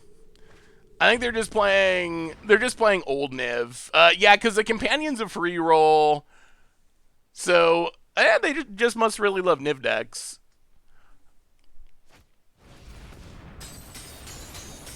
Uro returns. All right, and we're officially dead. We'll try cycling one more time. That matched up to a really bad matchup. Let's make... we have so many decks to get through. Sharif, welcome to the Fishbowl. Thank you so much for your subscription. Big soup cheer for you. I feel like the cycling deck is close to doing cool things. Being stonewalled by Teferi is probably not good. Karuga, I don't think is worth... I don't think Karuga is actually worth the deck building cost. Well, we'll try it one more time, and then we'll move on to other decks. Try it one more time, and then we'll see. People love the idea of Sultai Flash. The Sultai Flash deck is another viewer submitted deck, so we'll see. We'll see how it goes. Yeah, I wonder. Companions are interesting. I'm really wondering if they're worth it. I mean, it obviously depends on the deck, and it depends on the restriction in the companion. I've seen them look really good in decks and have them be really good in decks, but this is one where I'm wondering, like, is this enough upside? It seems like drawing cards is not a problem for the deck, so I'm really wondering if it's worth warping our deck for... Karuga in this case. Well, Hallowed Fountain go. I have not played any Nethroi. Nethroi definitely seems like a fun card, though. Yeah, I think that there are decks where Karuga is like sort of a free roll and really good. Alright. Well, I guess we're the dirty Teferi player at the moment. It does stop our opponent from interacting with our stuff. I'll protect you. Nethroi is like the Abzan mutator, where if you mutate it for 7 mana, you get to reanimate a bunch of stuff. I wonder how much it's competing with like the Abzan Ultimatum, though, which also can reanimate a lot of stuff. All right, opponent. I don't know what our opponent's deck is doing. Well, there's our Ultimatum. Well, let's play the Crystal. Take up to Fairy. Here we go. Fabled Passage. So next turn we actually get to Cyclone if nothing goes horribly wrong here. Do you think that Flash could work outside of Standard? Hey, welcome, Logan. Glad to have you. Yeah, I mean, I think that there are Flash-ish decks. I think it depends on if you're... Like, the literal cards in Standard, will they work outside of Standard? That's a little more hit or miss. But there are decks that are essentially Flash decks in other formats. Like Spell Quellers and Vendilion Clicks and Snapcasters. Like, those decks are essentially Flash decks. They're just usually not called Flash decks. They're usually called, like, Tempo. In Standard, they're called Flash for some reason. Brandon Medford, welcome to the Fishbowl. Thank you so much for your subscription. Big soup cheer for you. Well, spin it to win it. Spin it to win it. Opponent, gonna send a Grazer message. All right. Land. Cyclone.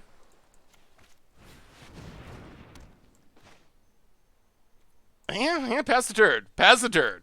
So we either get an ultimatum or another... So you can see the power of Cyclone. When we're not getting Teferi locked, this is going to be 1 mana, either draw 4 cards or Inspired Ultimatum. Like, there's no way that could possibly go wrong.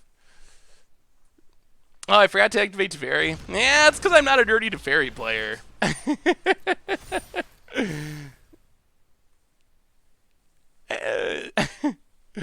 To fairy. That's my way of protesting. It's in the deck, but I'm not going to activate it. What is our opponent doing? Aggressively self-milling. All right, well, let's see what we get from Boone. Spin it. Okay, we'll take that. We'll gain 5 life. We'll 5 you. We'll draw 5 cards. Not bad for 1 mana, I have to say. Not bad at all for a single mana. We'll take up, play Whirlwind. Play Trio. Actually, let's play Fabled Passage. Pass the turn. All right, and I even ticked up to Fairy this time. It was ticked up. About it. The seas are getting omnious. About it. I'm going to give my opponent life and damage myself so often by mistake. Uro. I think we counter that. So this is actually pretty cute. We get to cycle Neutralize, which the only other instant in our deck is Neutralize. So counterspell in Standard. Counterspell. All you gotta do is play Unpredictable Cyclone. Wait. Oh, they counter. I see. Sure. So opponent drawing cards, trying to get to their 8/8s. We will crack Fabled Passage. I mean, the deck does do cool things. It does do cool things. Once Teferi and Narset rotate, then I think cycling might have... Maybe something like this would actually have a pretty realistic shot. But we might have to wait for the rotation, just because those cards wreck it so hard. Skybelly, welcome to the Fishbowl. Thank you so much for your subscription. Big soup cheer for you. Well, kill that. Play Teferi. Draw a card. Ooh, Typhoon. All right. Tick up Teferi. I've got time. Play the land. And pass 1, 2, 3. Yeah, pass the turn. Discard Fabled Passage. Opponent taking up Omnious Seas. Just make a teamer and be able to have Nissa down the Teferi. Yeah. Nissas and Teferis. It'll be nice when that rotates. I think we want to try to cycle Shark Typhoon into a real Shark Typhoon. Plus, this lets us leave up a counter. So, X3, right? 1, 2, yeah, X3. So, cycle, get a shark, trigger Cyclone. Yes, the sharks are, the sharks are coming. We are doing it. We are literally doing it. Untap, play an island. Ultimatum, gain life, 5 your face. Also, make a huge shark, draw a million cards, draw more cards. Okay, our deck is doing things now. Get in, hit ya. This is what we want to be doing with the deck. This is exactly it. Take up Teferi. Pass the turn, discard some lands.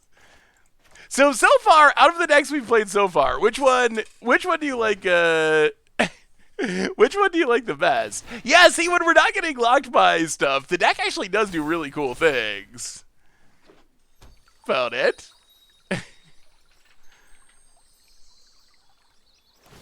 The Cyclone, when it sits out, you can never have too many cards. Yes, all the decks actually, the deck command will take you to a dock with all of that. Boat it. Well, draw some cards. We just need Godzilla. That's all we're missing. Draw 5 for 1. Duelist! Welcome to the Fishbowl. Thank you so much for your subscription. Also make a 6/6 shark. Untap. Go to combat. Swing with the flying shark army. I feel like our enchantment's a little bit better than our opponent's enchantments. The next raffle will be... Oh, that's right, Grazer. We could have bounced that, too. Well, that's what we get for not paying attention. Well, Narset. Make a shark. Play a land. For a peaceful resolution, but I'll fight Discard if some I must. cards. Yeah, we could have just won there, but for some reason, Grazer, I was not paying attention to Grazer. About it. Here we go. I feel bad because our opponent's staying in this game that they have no way of winning, so I'm just trying to get it over with. Because we could have won there, and I don't want our opponent to feel like we're rubbing it in. I feel like I just want it to end, and our opponent's like, I want to be able to scoop, but they told us not to scoop. And then they're thinking, oh, they could have killed us, but they didn't. But I just forgot Grazer had reach. I know. I'm just trying to get to the end for our opponent's sake. I'm feeling guilty. Narset doesn't go face, right? Yeah. Narset cannot go face. Narset can hit creatures and planeswalkers. Uro returns.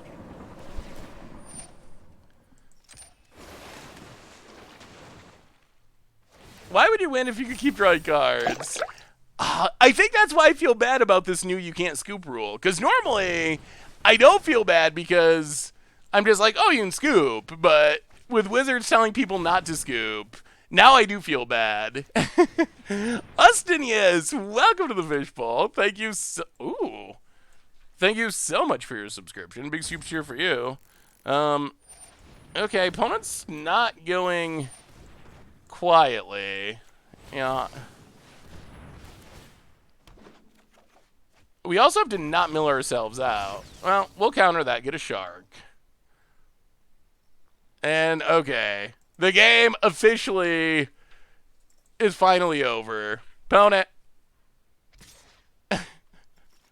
Sending a message. Getting it with the 0-4. We will send a message by not blocking. And here comes the sharks. This time there's no graze. How does Abriel Grazer stop a 7/7 flying shark? How does that happen? All right, let's do our second and last Card Kingdom giveaway before we go on to our next round. Oh, I actually think Sharknado, the card is great. The flavor, I'm still a little questionable on. All right, so our sponsor, Card Kingdom, gave us two $50 bundles of credit to give away. So giveaway number 1 happened an hour ago. Giveaway number 2 happening now. So Card Kingdom has Ikoria up for pre-sale. So if you win, you can use this to get some Ikoria cards. Of course, you can get whatever you want. There's no restrictions on it. But thank you to Card Kingdom for the giveaway and for being awesome, and to all of you for being awesome. So yeah, check out Card Kingdom, especially cardkingdom.com/MTGGoldfish to get all your Ikoria pre-orders in now. So thank you to Card Kingdom for the giveaway. What are we doing next? So I think some people really want to see Sultai Flash. I'm okay with trying Sultai Flash, although this is a deck we can try Sultai Flash. We can try it. We'll try it. We'll try a couple of games with Sultai Flash. I feel like the Sultai Flash deck, I feel like this is one of the spikier decks on our list. And then we'll play some more janky stuff after that. So Sultai Flash, I guess we should have talked about the deck a little bit and why we're playing Sultai Flash. So the reason for Sultai Flash, and you know what the Flash deck is like. It has a lot of the old cards. It's still got Frilled Mystic. It's still got Quenches and Instant Speed Removal, Tyrant Scorn. The big change is there's no Nightpack Ambusher in this build. And this is a viewer-submitted build that someone sent in. So the big idea, though, is we are looking to cast Slither Wisp to draw us cards when we cast Flash stuff. And then we can, like, Sea-Dash Octopus, Frilled Mystic, Brazen Borrower, keep drawing cards, and kind of tempo our opponent out of the game. So big new addition, Sea-Dash Octopus, and also Slither Wisp. Those are the two big new cards in this build. spelled boggle wrong? Did I really? Oh, in the deck list? Yeah, that seems possible. So this is a viewer submitted list. I didn't build this one. I think Bat is a card that could be really powerful. I think that I'm still not sure if you actually want to be 3 colors. Having double black for Slitherwisp and do double green and double blue for Frilled Mystic is really asking a lot of your mana base. Really, really, really asking a lot to go right. Fruitabuts, welcome to the Fishbowl. Thank you so much for your subscription. Big soups here for our new subscriber. Well, Triome. Can we try humans? Yes, we can try humans deck before we are done. We have a humans deck to try. All right, mana is sort of working out here. So we can start Slitherwisping into more Slitherwisps. A lot of people have been playing humans, actually. Ooh, You know what? I think we actually just kill this. Let's just get rid of the hero before it goes off.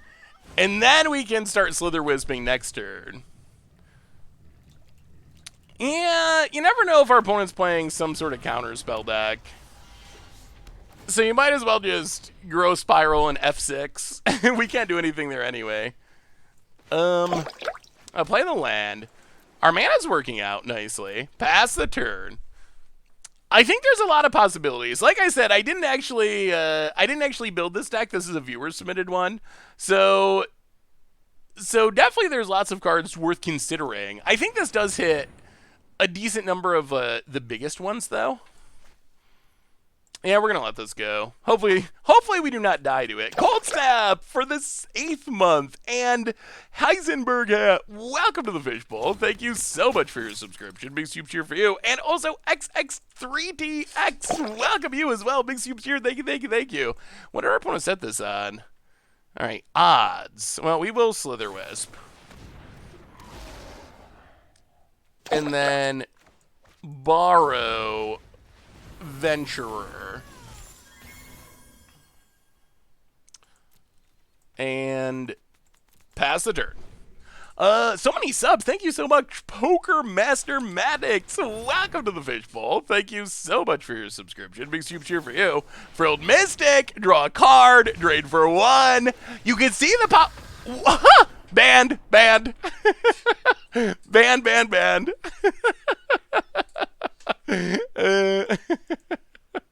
I mean, you can't. I can't blame him for scooping, because playing against the flash deck that's countering all your stuff is actually pretty miserable, but that went pretty well. Which Ikoria card do you think would have the greatest impact on Pioneer and Modern? Also, thanks for the suggestion to follow Brewer's Kitchen. Dude posted new animation. Oh yeah, that was Brewer's Kitchen is definitely a cool new YouTube channel. Our top 10 lists for Pioneer and Modern are coming out soon. Get in your entries for our Card Kingdom giveaway. 30 seconds left, or less now. So get them in if you haven't already. Is there anything different we should be playing? I mean, that worked pretty well. The Bat is sweet. You could definitely play straight Demir Flash. Well, I mean, that went fine. So fine that we had our opponent run away. So I think that, like, Song of Creation, Titan's Nest, those are a couple cards I'm really high on for the older formats.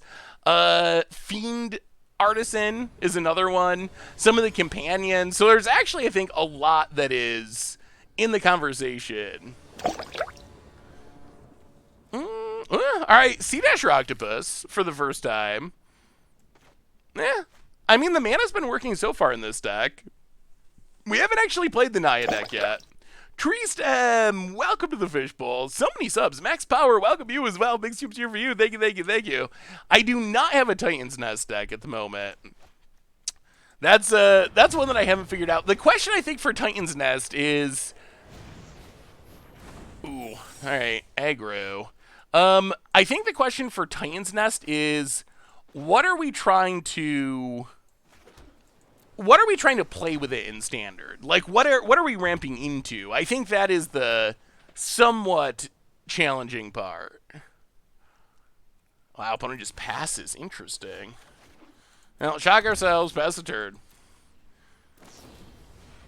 Oh, opponent's playing a Winona deck, I think. Okay. Yeah. Sure. Little scared about that. Oh, we've been going a couple hours now. About it. Combat. Huh. Gets in with everything. Okay, yep. Down to 15.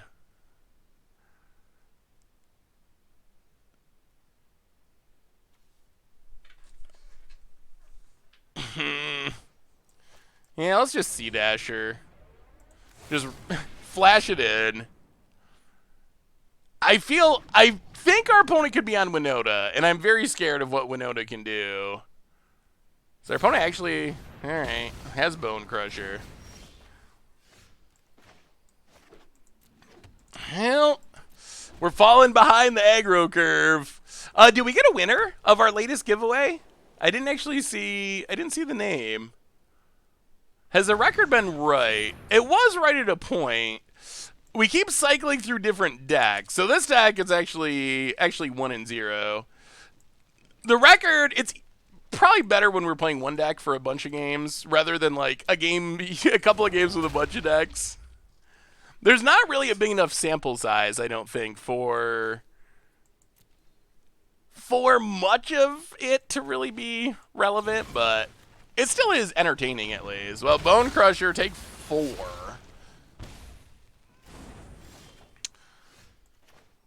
Play Murderous Rider. Land past the turn. Well, we're not dead yet, and we got some lifelink. Luxac! Congratulations! Oh, there is Winona. Yeah. Well, that is not part of our plans for the day. I have a healthy fear of Winona. Go tagging. Headshot. Breeding pool tapped. Mint 92. Welcome to the Fishbowl. Thank you so much for your subscription. Big super cheer for you. Ooh, let me see, Flux. Yarok with Titan's Nest. That actually sounds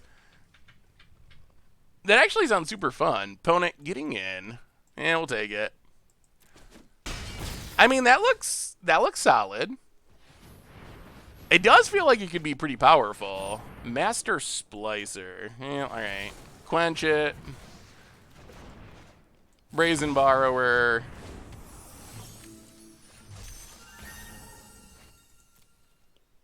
Get him a Borrower. Hit ya. Down to 15 past the turn. Yeah, that does look super sweet. Opponent Tithe Taker. Okay. I mean, I guess we're kind of winning this race, or at least in the race. Well, get him a Borrower. Sure. We need our Slitherwisp to start drawing cards. Not Fat Matt is fat. Welcome to the Fishbowl. Thank you so much for your subscription. Big super cheer for you. This is the Sultai Flash deck.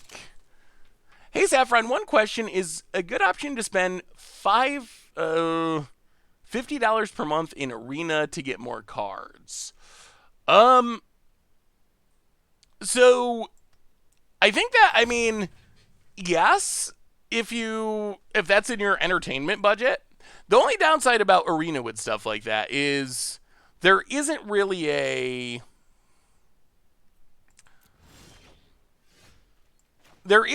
way to get that back. So it's not like paper where if you buy a bunch of cards, you can sell them eventually. So that's worth keeping in mind. But I mean, if you probably don't, well, it depends on how much you play as well. If you spend $50 per set,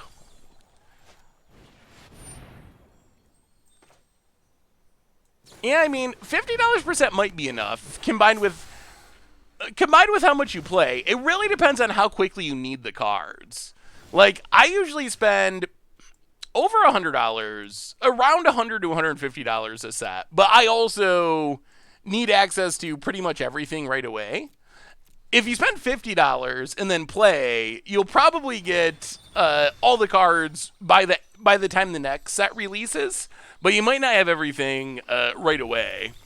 Our opponent's playing a Winona deck. And we are just countering all their stuff. Alright, Overgrown Tomb to the bottom. We would like some card draw at some point. Well, pass the turn. I mean, I guess we can just run our opponent out of cards and then win eventually. Huh. Alright, not 3? Not 3.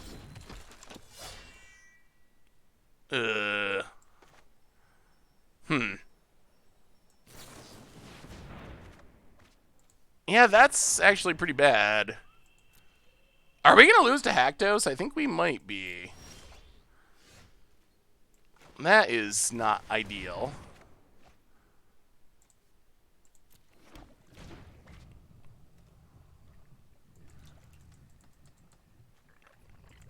Alright, pass the turn. I guess we can bounce it? We can bounce it for a turn, but it's going to come back. We can't block it because it has protection from everything but 2.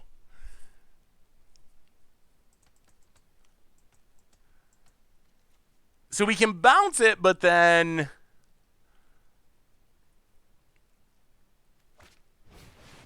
There's Winona.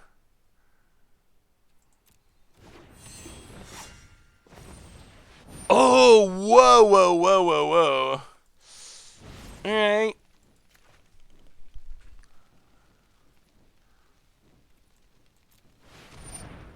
So Winona down.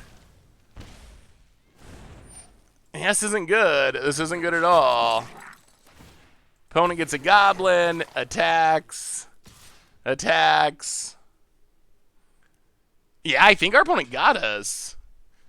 Well, we block here. Down to 4. Play Murderous Rider. I mean, we're staying alive-ish, but Haktos is insane. Opponent. Token. Combat. Attacks, attacks. Well, block. Block.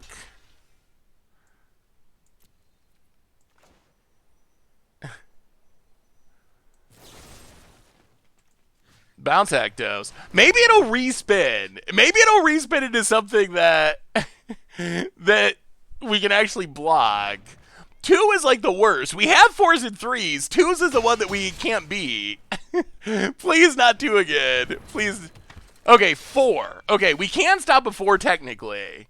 Okay, so we're back to being alive. Now Haktos is horrible. Whew! Bullet temporarily dodged. 1, 2, 3, 4. Alright, yep, sure. Raise the alarm. That's fine. Oh, what a crazy game. Phoenix Lord, welcome to the Fishbowl. Thank you so much for your subscription. Big super cheer for you. I don't think they actually had lethal because of the lifelink on Murderous Rider. I think they could hit us to 1 that turn. Unless I also miscounted. Alright, now opponent's going to get frisky. Mentor up a token. Well, block you, block you, block you.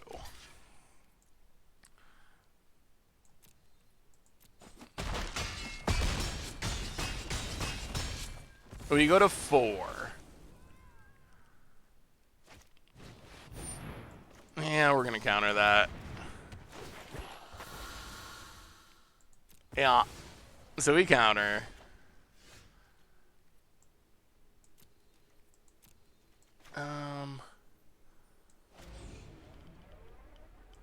Sea Dasher, go. These Tide Takers are super annoying. I don't think we'd block the Tide Takers yet because...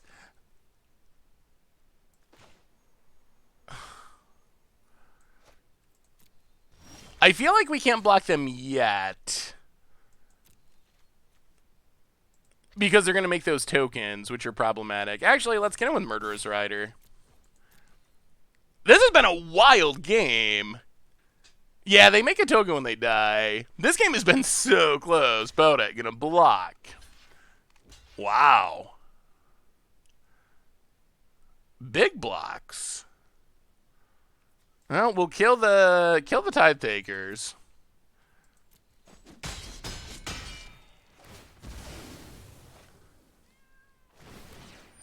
Opponent gets some tokens. We have not drawn our Slither Wisps this entire game. Just the two giveaways for today. So giveaways are over for the afternoon at least. There could be more in the future at some point. What do you think about Tribal Nightmare deck? It sounds like it against odds deck to me. But maybe I haven't actually tried to build it. So maybe there's more good nightmares in standard than I'm realizing at the moment. Bonnet. Gets in with the Flyers. Hits us to 4. I'll Sea Dasher. Untap.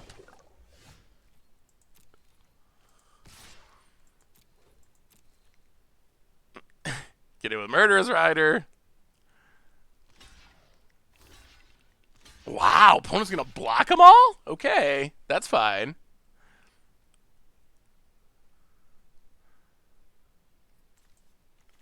So, kill a couple tokens. Gain some life. Play the land.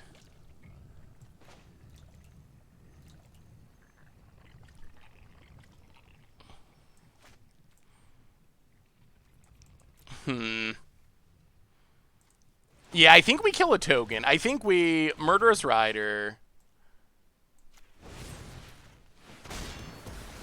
Down to 4.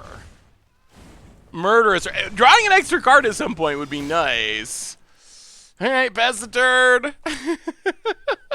Can we ever? We have all these Sea Dashers, but they can't get through. Yeah, if our opponent draws another Winona, that's bad news. But I feel like we need to. Okay, Legion War Boss, sure. Opponent passes. I'll go to combat. Dash in.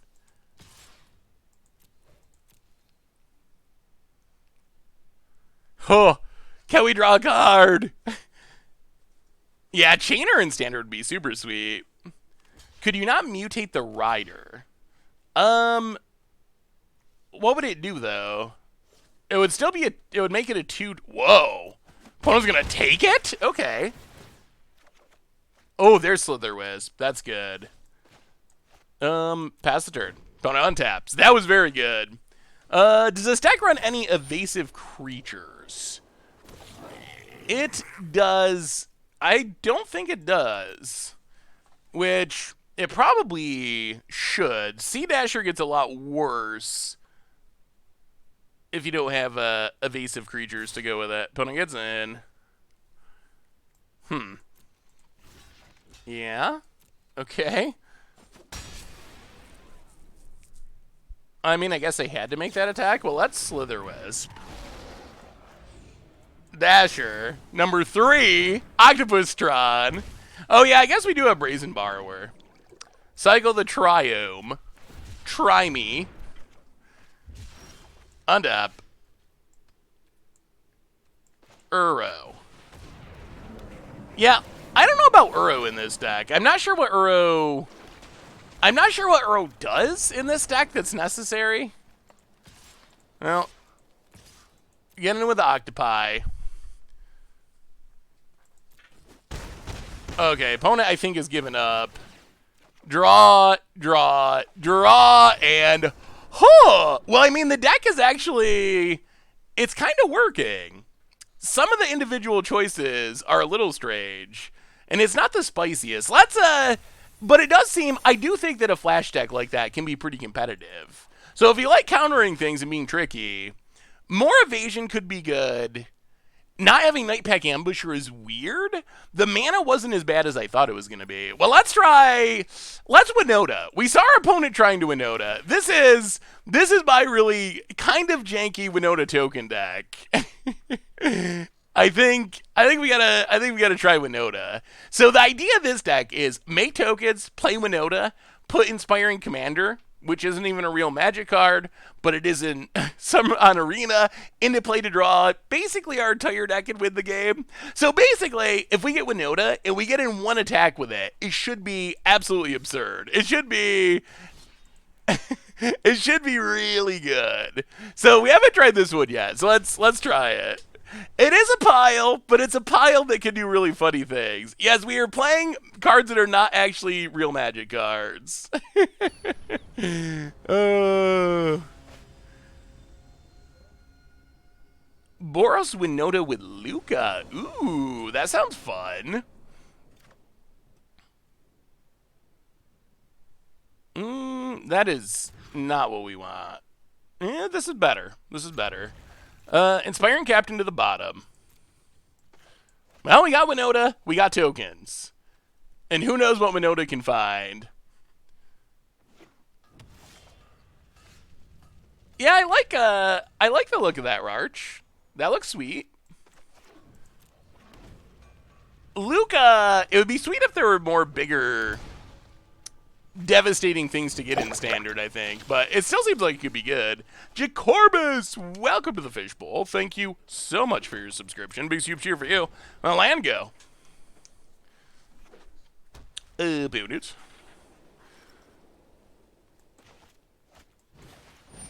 Yeah, playing the friend. And Enforcer. Definitely a lot of human stacks. Well, I think we eat Cruel Celebrant. We do lose a token, but it seems worth it. Blogbok. Menguchi already played something like this, and it was nuts. It can definitely do some crazy things once it gets going.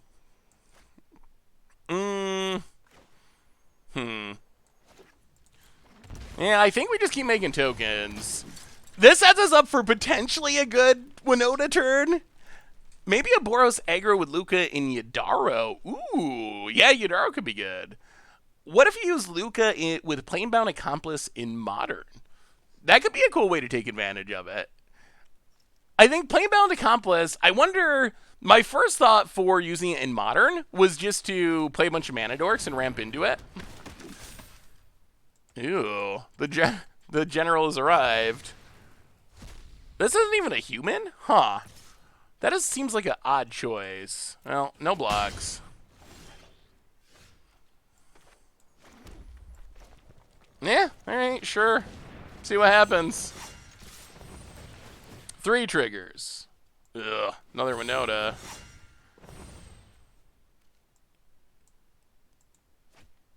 There's Inspiring Commander. There's Inspiring Commander.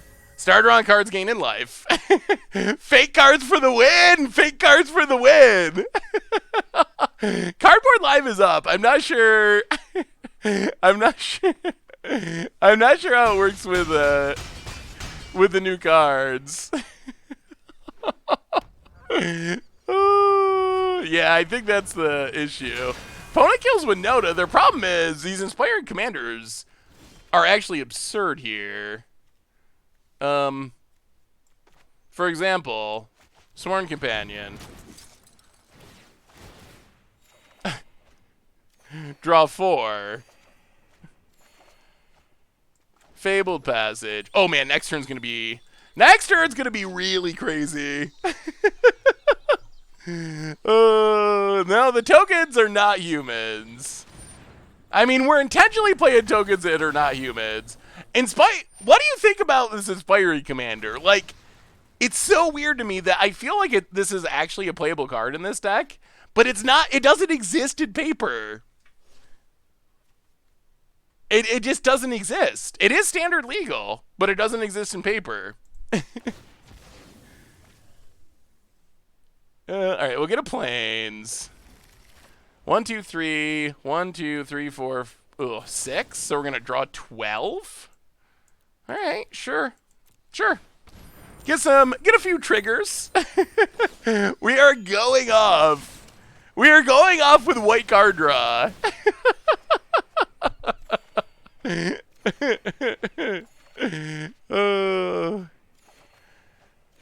don't believe it exists on Moto either. So we're up to 32. We will play Winona. And maybe kill ourselves? Get a few Winona triggers. How about a Kenrith? We can deal with a Kenrith. Kenrith, Inspiring Captain.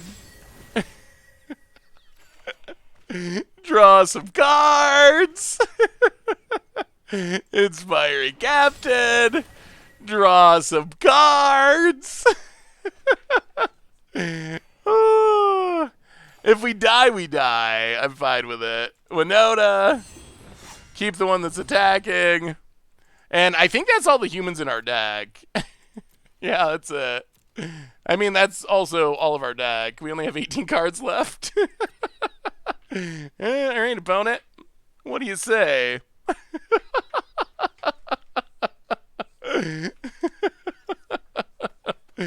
Oh, good game. Good game. I mean, that's pretty bonkers.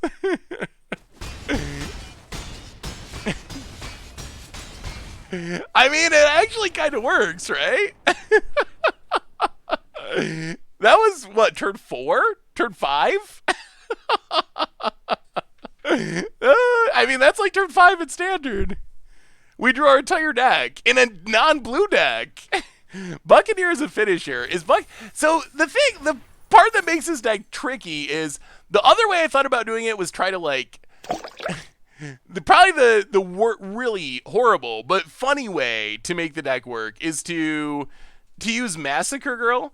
Frenetic, welcome to the Fishbowl. Thank you for your subscription. Big soup cheer for you. To use Massacre Girl and Sir Conrad, so you make all the tokens and then you kill all the tokens to trigger Sir Conrad. You might be able to set it up so you can win with one attack. Hey, what's up, Jitko? Yeah, I know, that was ridiculous. Can you explain the deck? Okay, so maybe I'll be able to explain it as we go along. If not, in between matches, I will explain it. Oh, we're up against Gab. Gab's probably gonna play a control deck and make us sad. Yeah, all right. We don't have a Nota, but this hand can make tokens, and Heartfire's reasonable. Ooh, oh, it's Niv. Ugh, I forgot. This is Standard. I think Standard's the only option today. I think only Standard, Best of One, and Limited are available. Poodaloot! Welcome to the Fishbowl. Yes, we can try humans after this. People want to see humans, so we will try humans. Welcome to the Fishbowl. Thank you so much for your subscription. Big soup cheer for you. Thank you. We haven't done anything with Titan's Nest yet. We have went off with...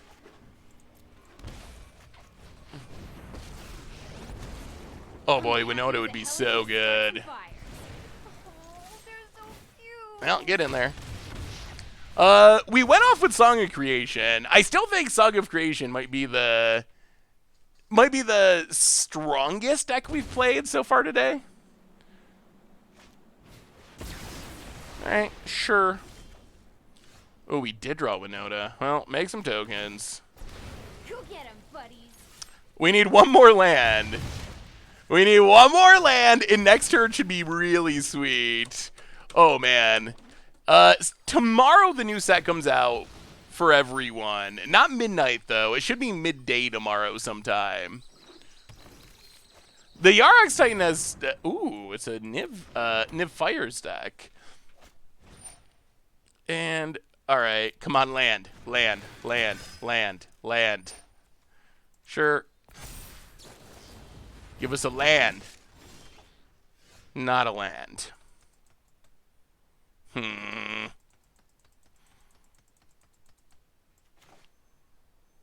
I'll play Amara.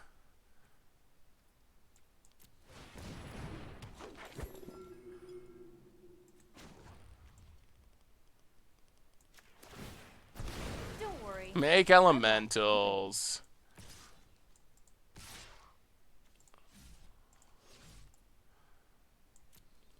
March. 1, 2, 3. For 3? Boy, if we hit Winona, we're going to go through our whole deck. Yeah, Winona, I think, is pretty underrated. I think Winona is actually pretty insane. Also, you know what's super cute is Chandra's actually insane in this deck because we can flashback our Heartfires and stuff. It makes tokens. It's and it can flashback. It can flashback March of the Multitudes, which is actually really sweet. All right, there's a Teferi. Oh, if we can play this Winona, it's just gonna win us the game. Bounces a token, draws a card. Looking for a land. Come on, land, land, land. Oh, not for you, opponent.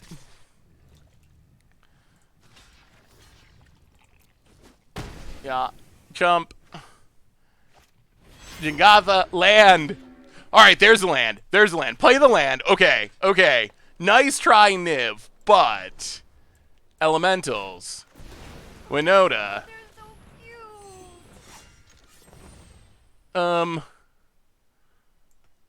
Let's see. 1, 2, 3. You. Oh, this is going to be good. We should get our entire deck, I think. All right, swing. Get a few triggers. Kenrith, number 1. Face. Winona. Face. Inspiring Commander, face. Inspiring Commander, face.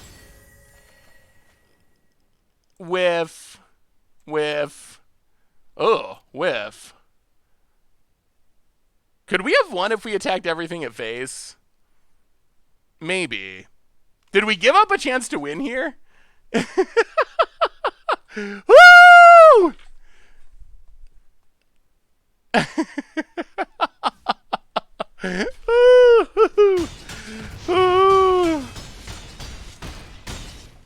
Oh, lethal anyway. That's how it's meant. Broke it. I mean, we punted, but the deck is so insane it doesn't matter. It's ridiculous. It's actually ridiculous. I mean, you could play Silverwing Squadron. I wish I had Trample, though. I guess if you have an extra mana... If you had an extra mana... Then you could also get Silverwing Squadron and then activate Kenrith for Trample. I mean, it does seem hilariously effective. Alright, one more. Let's give it one more shot. Hearthfire, flashback, Hearthfire. Yeah, the burn gives us a good way to close out the game. Yeah, what did Gab think? I wish I could have seen his reaction. No one expects a card that is actually not real to wreck him. Oh, we don't want to keep too inspiring. We don't want to keep too inspiring commanders in hand. I'm gonna have to go back and watch Gab's stream to see. Alright, Heartfire to the bottom. Well, we need lands and we need Winona.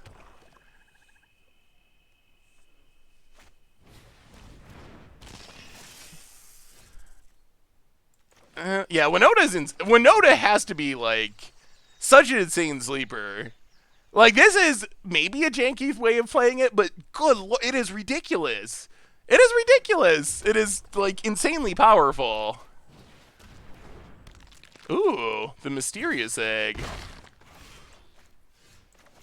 Well, alright, pass the turn. Winona. This hand is looking good for Winona if we can get to it. Opponent. Starts the mutation. Alright, yeah.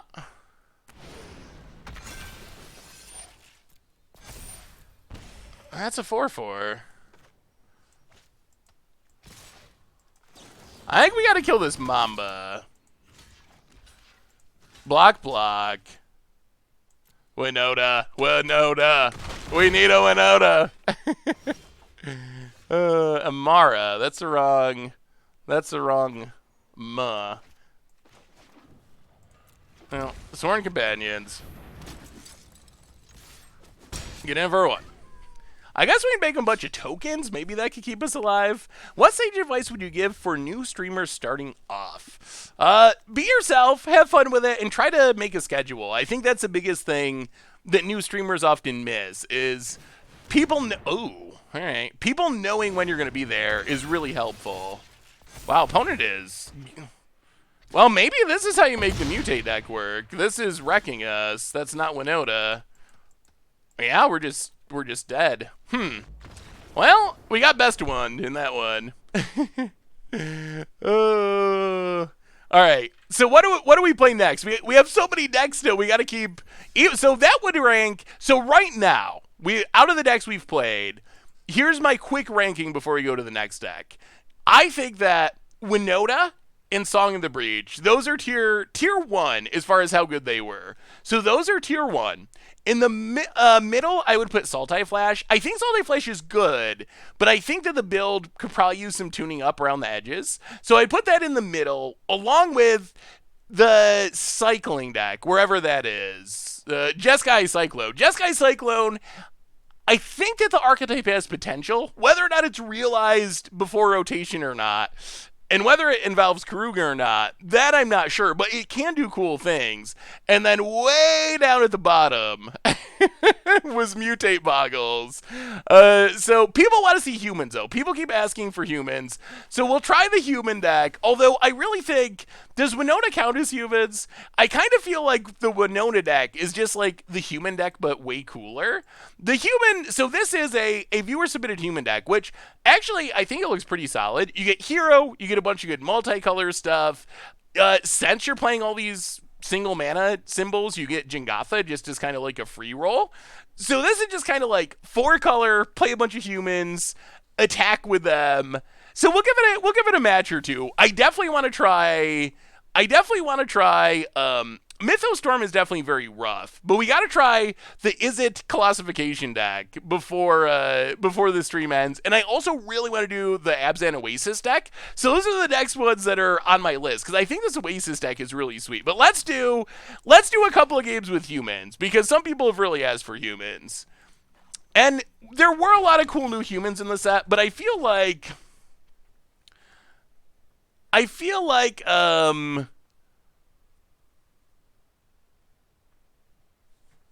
humans they're just kind of straightforward aggro, which I think they're pretty powerful, but they just don't especially interest me as much as some of the other decks, just because it's kind of like play your stuff and attack with them. Mutate, I've seen Mutate be very good. We just got wrecked by Mutate. Whoa, look at this battlefield. What is going on here? I've never seen... Is this new? I've never seen, like, Lava Battlefield before. Huh. I want to put Eerie Ultimatum in Abzan Foretold. Ooh, that seems like a sweet place for it. Yeah, there are some sweet human synergies. Like, we can make our legends indestructible, and there are a lot of legends, which is powerful. So I think the deck is powerful, or has potential to be at least. We'll grab a Swamp, I think. I think we're just going to start with Hero, actually. Play Hero past the turn. We have not actually played the Eerie deck yet. The Eerie deck is one I haven't even played a game with myself. It was put together right before the stream started, so it's definitely rough around the edges. Although if we resolve Eerie Interlude, Eerie Ultimatum, it should be good.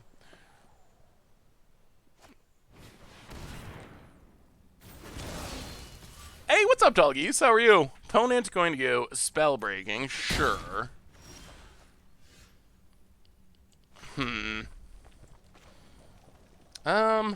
Yeah, let's just Tajik, I guess, and go aggro.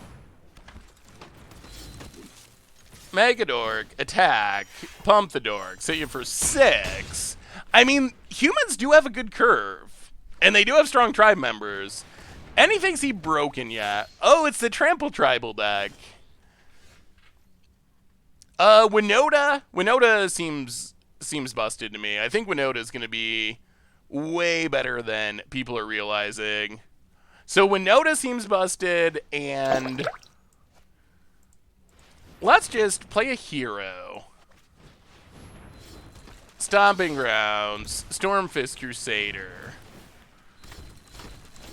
I mean, this humans deck's going off. ICW, welcome to the Fishbowl. Thank you so much for your subscription. Big cheer for you. Opponent with some arc bow action.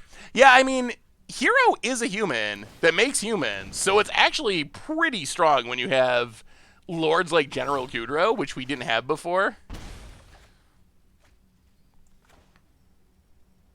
Ooh, this is... Alright. Green, red, white.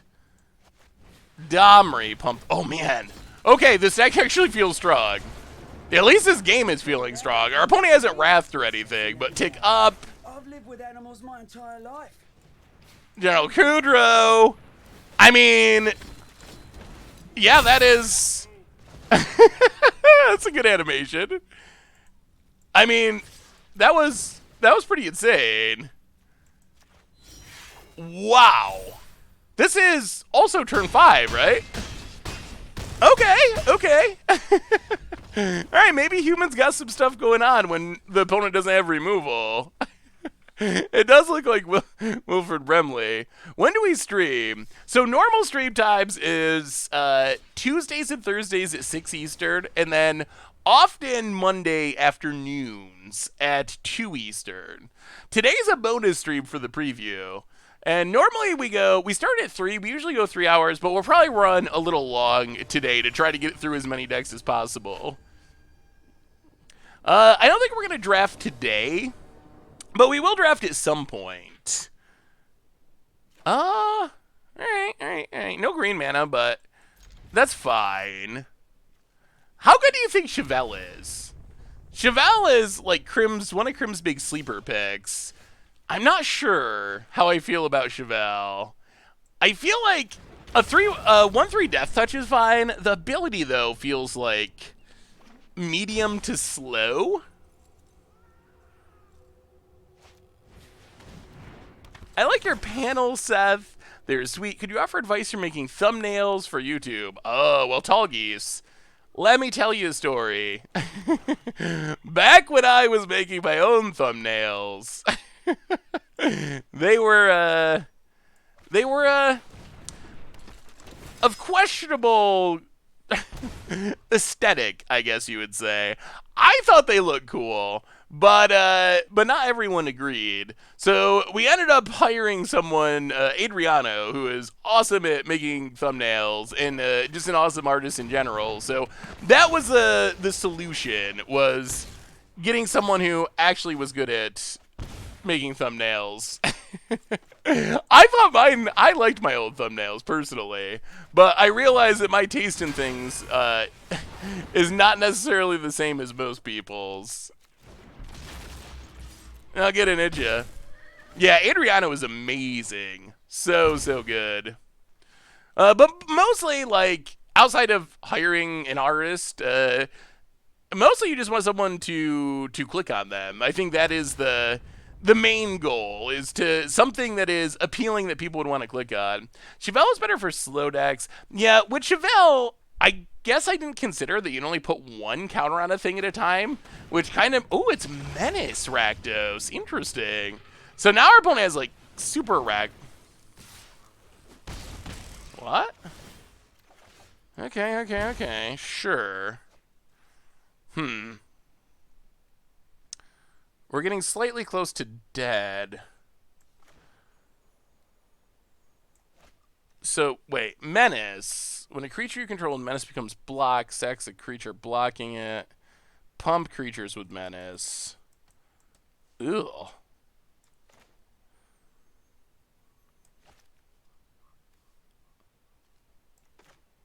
I'll play the planes. Play hero. play Chevelle, make a token.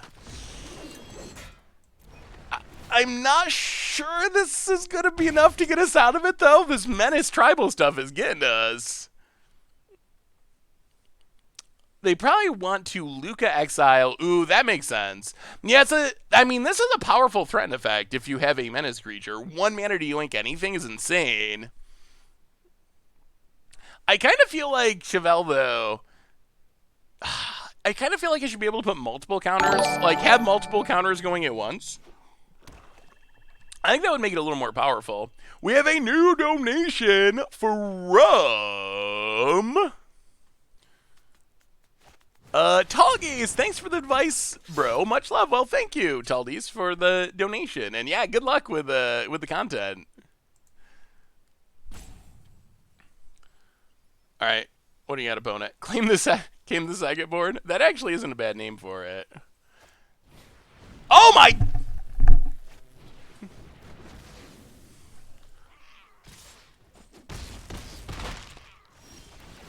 Really?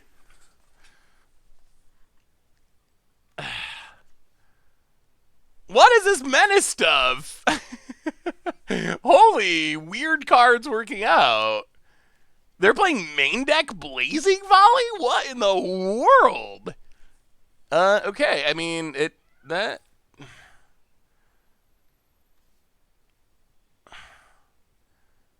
I'm not sure we can get out of this.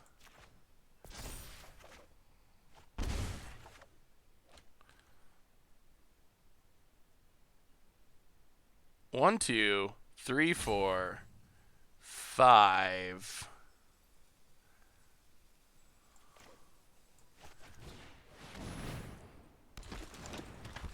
Another thing I will say about this deck is trying to be an aggro deck and having to play infinite tap lands is pretty problematic.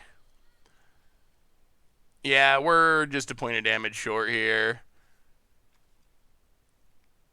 Oh, close! We made it close.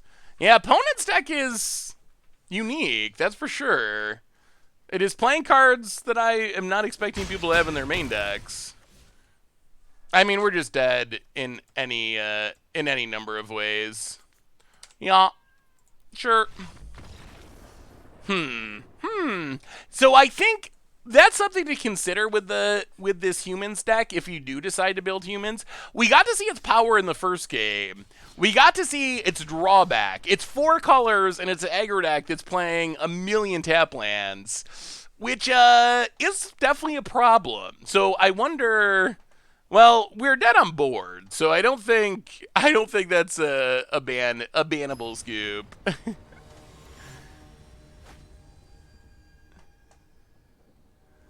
You could have exiled 2 guys and made 2 tokens. Oh, so we should have General Kudro'd? But it costs mana, right? It costs.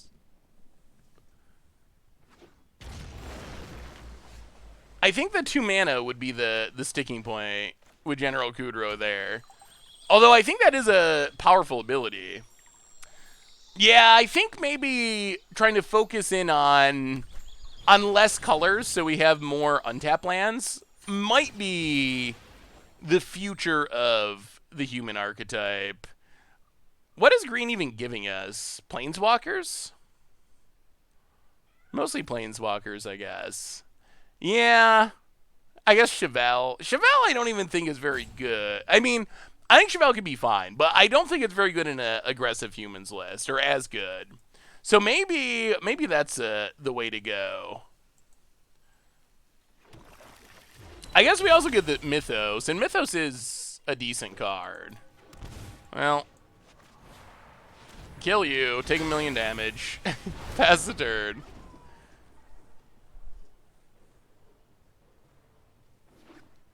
Yeah, I think 4 colors is asking a lot. Asking a lot in a format without fetch lands and chalk lands, especially for a aggro deck. We're also when our lands are coming into play, untapped, we're shocking ourselves brutally. The deck feels like the tribe feel like it has some power though. Like, it definitely feels like the tribe in general is powerful. Yeah, we got the shovel. We got Wilford Brimley. I mean, I guess they are technically humans. I think green was for the companion. Yeah, that might be. I wonder if that's... Well, you don't even need green, though, right? Because you can play Jingatha for red, so you can be Mardu human. Oh, no. Oh, dear. Oh, dear. That's a Nissa. The land shall conquer you. Okay. Sure. Well, Nissa is still... We haven't seen a Nissa yet today. It is still as unbeatable as ever. Kill a Fiend Artisan. I won't forgive this.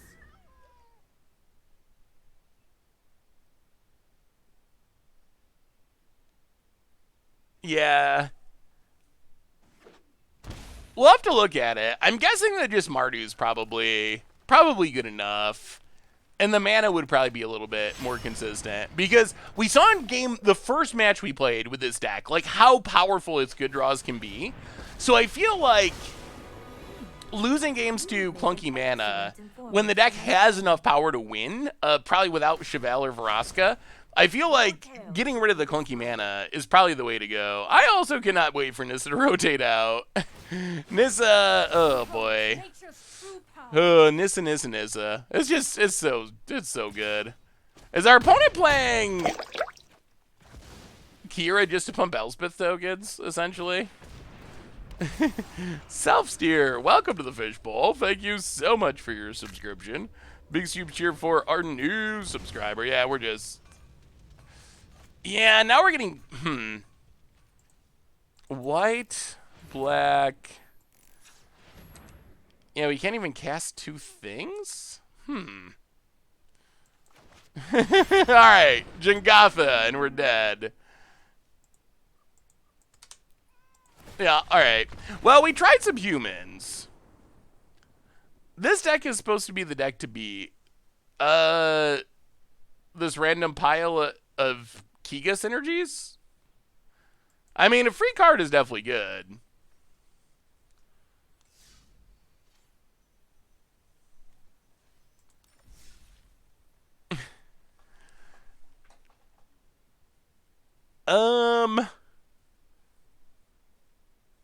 Alright. So, for the human deck, before you go on to the next deck, we will... So, yeah, so getting rid of green, you lose Domries, which is fine. You lose Veraskas, which I think is fine. You lose Chevelle, which is fine. And then...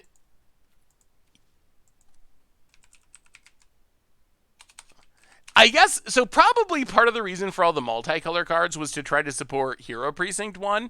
And Hero did feel powerful, but I don't know if it's... I don't know if it's necessary to go to all the green planeswalkers to support it. Like...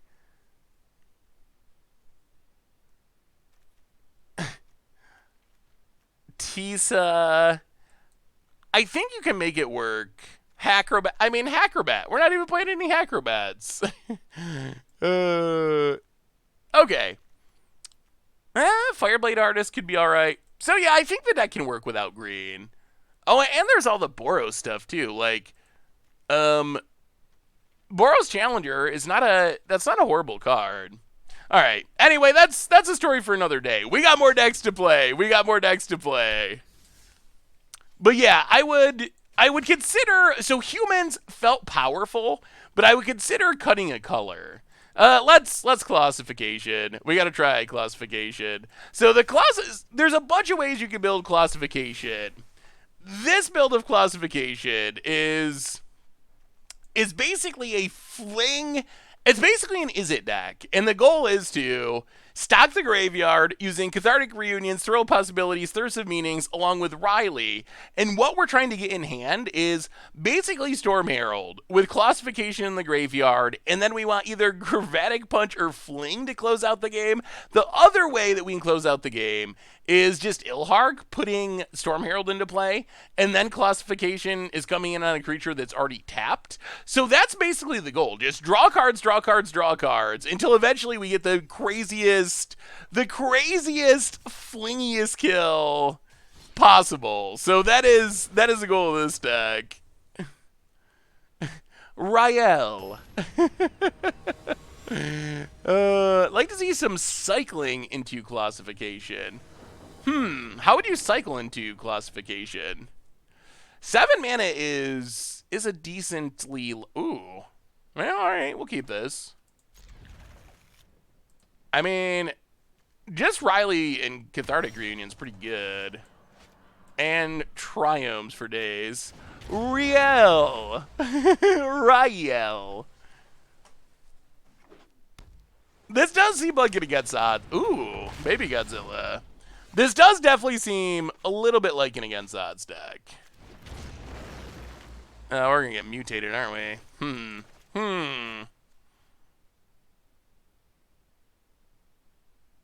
So opponent gets to ramp and loot. Maybe Baby Godzilla is actually kind of good. Trumpeting Gnar.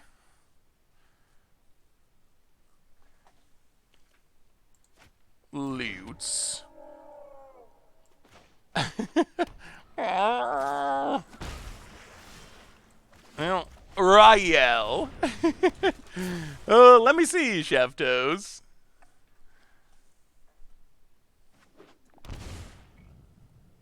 Ooh, Sprite Dragon. Yeah, we've seen some Sprite... Ooh, Urami the Collector.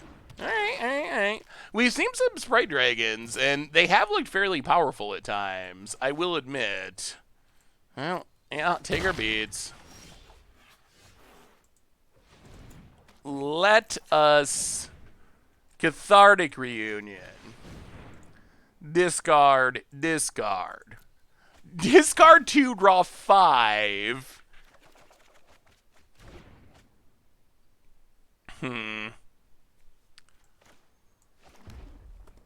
Play a land. Are we going to be fast enough is the question. That's a big question. Discard the Storm Barrel past the turn. I don't know. I don't know if we're going to be fast enough or not. This is a very against the odds as trying to fling Classification as someone deck. But we haven't found Classification yet. Oh boy. We've also seen... Yeah, we're in a smidge of trouble.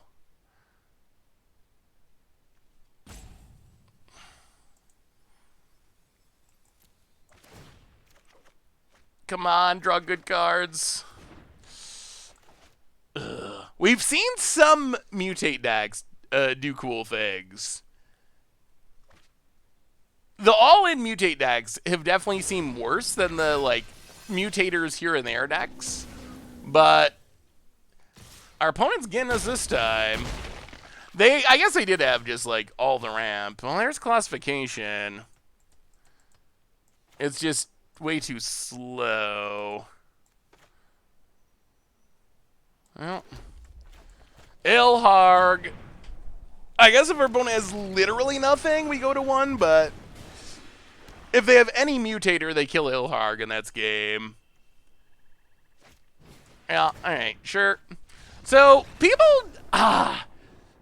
So, our opponent's deck, it did cool things there because we're playing a deck that doesn't have much removal. The problem we saw with Mutate is when we played it, is if you play against decks that play removal, it goes really bad really quickly. Arcanum Wings, Classification, Modern against the odds deck. So kind of the problem with Classification, I think in Modern, is even though it gives +20/+20, I think it's just I think it's just way worse than Eldrazi Conscription. I think that is the issue.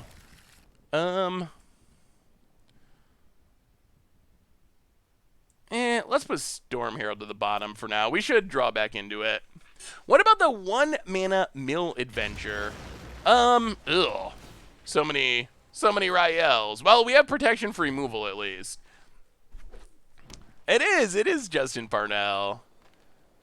I think that it's worse than the other options as far as drawing and discarding for the most part. Ooh, Endray's Forerunner. Land, go.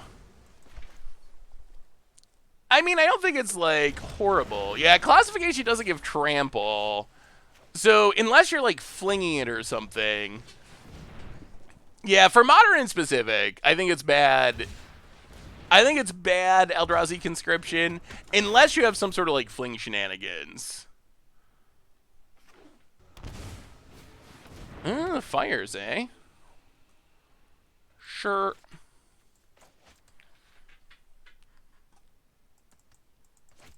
And Tamu. Let us have a storied battle worth retelling. Yeah. What is going on with this deck? Greater Sandworm. Seek and find. Wow, hits a Cavalier of Flame. Okay. Cathartic Reunion. Discard. Draw some cards. Well, there's classification.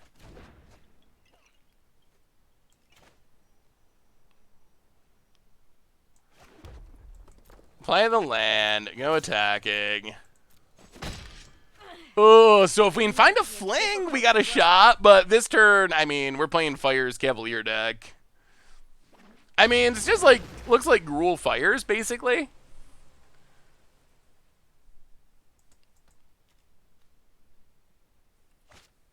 Cavalier Flames for free.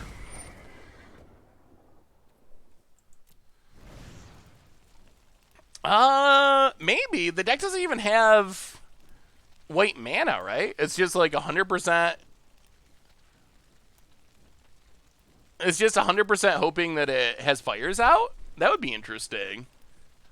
Are you excited for the new arena update bringing back Amonkhet? Yeah. Amonkhet was okay. I think Amonkhet was one of the more forgettable sets recently, but it is nice to have sets getting backfilled towards eventually having Pioneer. That'll be super sweet to hopefully sooner or later have Pioneer on Arena. So I am very excited for it from that perspective. And there were some cool Amonkhet decks. If they were going back to Kaladesh so I could get Panharmonicon, then I would be really excited. But Amonkhet, God's Pharaoh's Gift was a sweet deck that was Amonkhet driven. Yeah, pumping. Well, show us fling.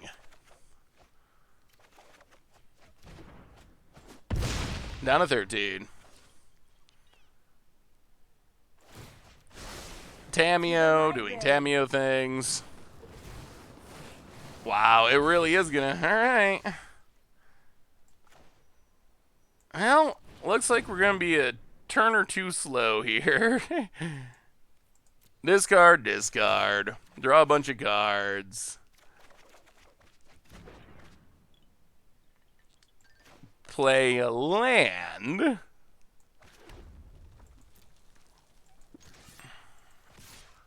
I think we're just dead, right, to this Eerie. We don't actually have a way to stop it. Subject is easily agitated. Discard.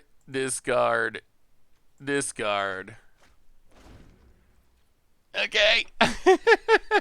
Well, sure. Wow, this is maybe the greediest thing I've ever seen. And there's another Cavalier? Alright, yep. That's fine. Well, yeah. Well, good game. The problem with classification is it taps the creature, so just Storm Heralding it back without a fling or some other synergy doesn't do anything. Yeah, So there's a big board. Well, that is, yeah, that is a thing. I mean, definitely cool to see the mass reanimation. I don't know about the not able to cast it. Like, it feels like that's a really risky technique, but it's going to deal a lot of damage here.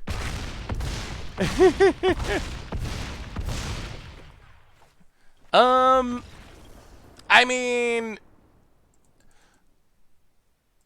Claim wouldn't be any different than Fling, right? Basically.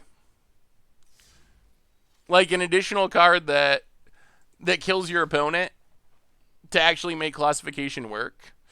We could add more flings, but then we're going to lose consistency. We only have one fling and one punch. Punch is nice because you can cast it from the graveyard, but it is also a lot of mana. Could not play the Ilhargs, I guess, and just go all in on fling. Maybe that's better. Ilharg does die more. Like, that's probably makes it faster to do it something like this. We can try it like that. Arena Underground with a gift sub to Airme. Welcome to the Fishbowl. Thank you so much for your subscription. Big soup cheer for you. Go to white for gauntlets. Glittering gauntlets. What does glittering gauntlets do? Welcome to the Fishbowl Arena Underground. Thank you for your subscription. Big soup cheer for you. I mean, I feel like all those other things are just like... Aren't they just worse than Fling? Like, I feel like Fling is just 2 mana. If you have classification, you win the game. Assuming it doesn't get countered. It seems like all those other things... Ugh, alright, I guess we'll keep that a little bit awkwardly, but that does... We can discard it to Cathartic Reunion, potentially. Opponent Yorioning. Yeah, that's the other thing you gotta consider is... We also need a...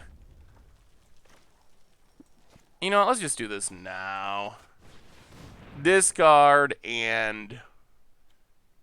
discard. Well, we found lands. We played a cycling deck that had Yudero in it. Someone that a viewer had sent in. It was the cycling plan seemed sweet, but it also got pretty wrecked by some things, which was like Teferis and stuff that shut down a lot of the plan. Kiora is another way to do it. Yeah, there's a bunch of ways you can potentially untap it. I just feel like Fling is the best. But Kiora is an option. There's random artifacts and untap things. So there's a bunch of different things that you could play to try to untap stuff. We could play Ikoria to untap. Yeah. So yeah, that's the question. I think Fling is the most exciting, and it's also the cheapest. Maybe you want more of it. The other thing about Ikoria is it doesn't really do much in this deck because we don't have any big creatures to draw cards.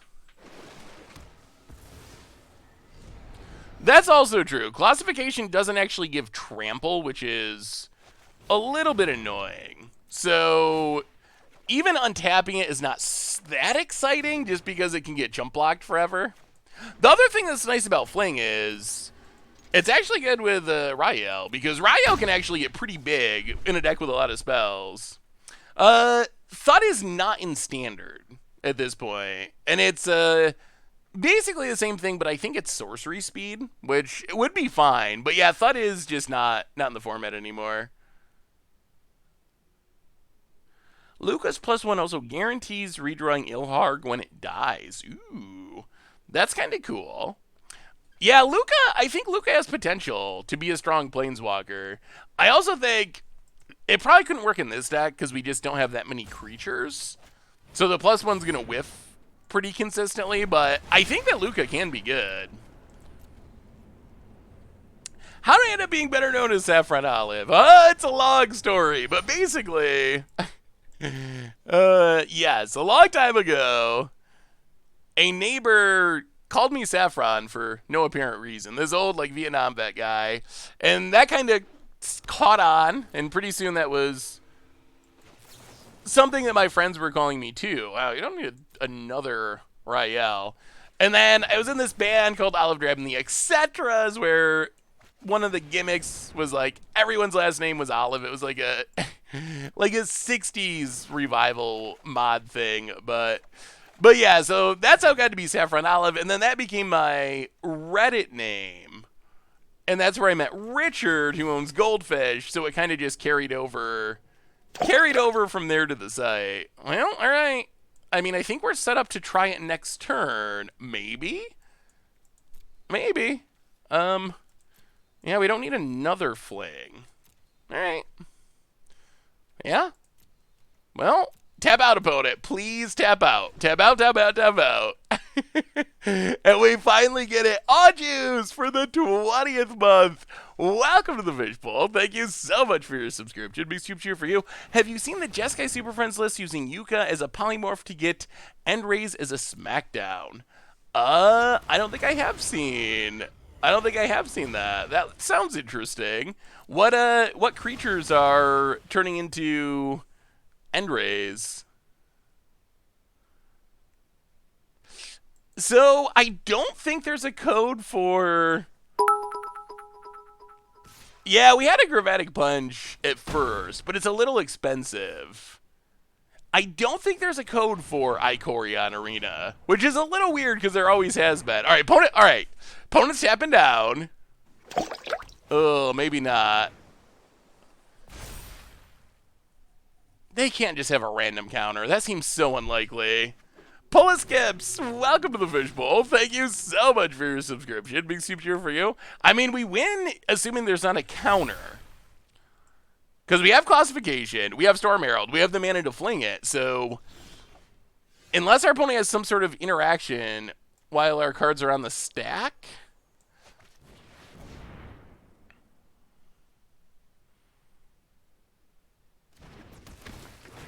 Well, Storm Herald. Classification. 23 to the face?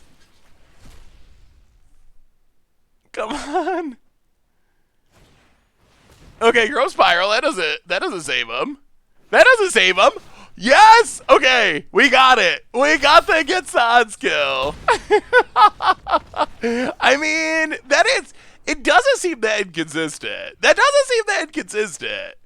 I feel like it could actually, I mean, it's not going to be a top tier deck or anything, but I feel like it could be at least like a semi-competitive deck.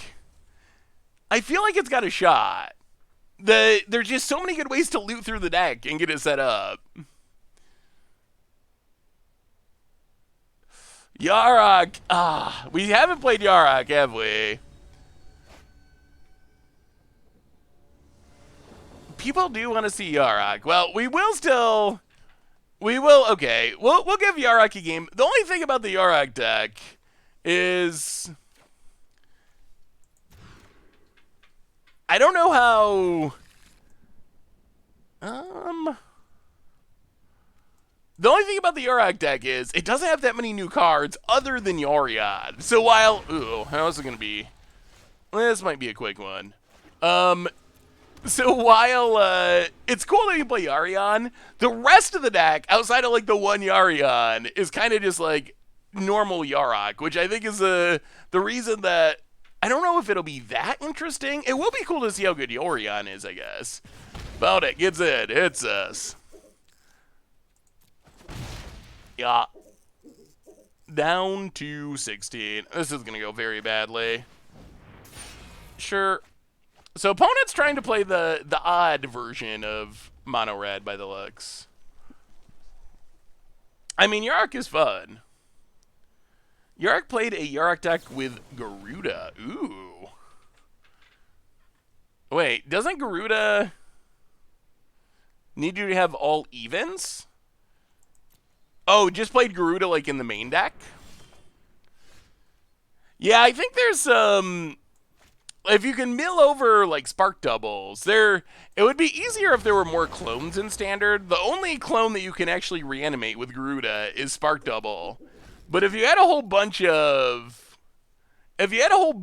clones, it could be crazy. Do you think Broodmoth is worth picking up?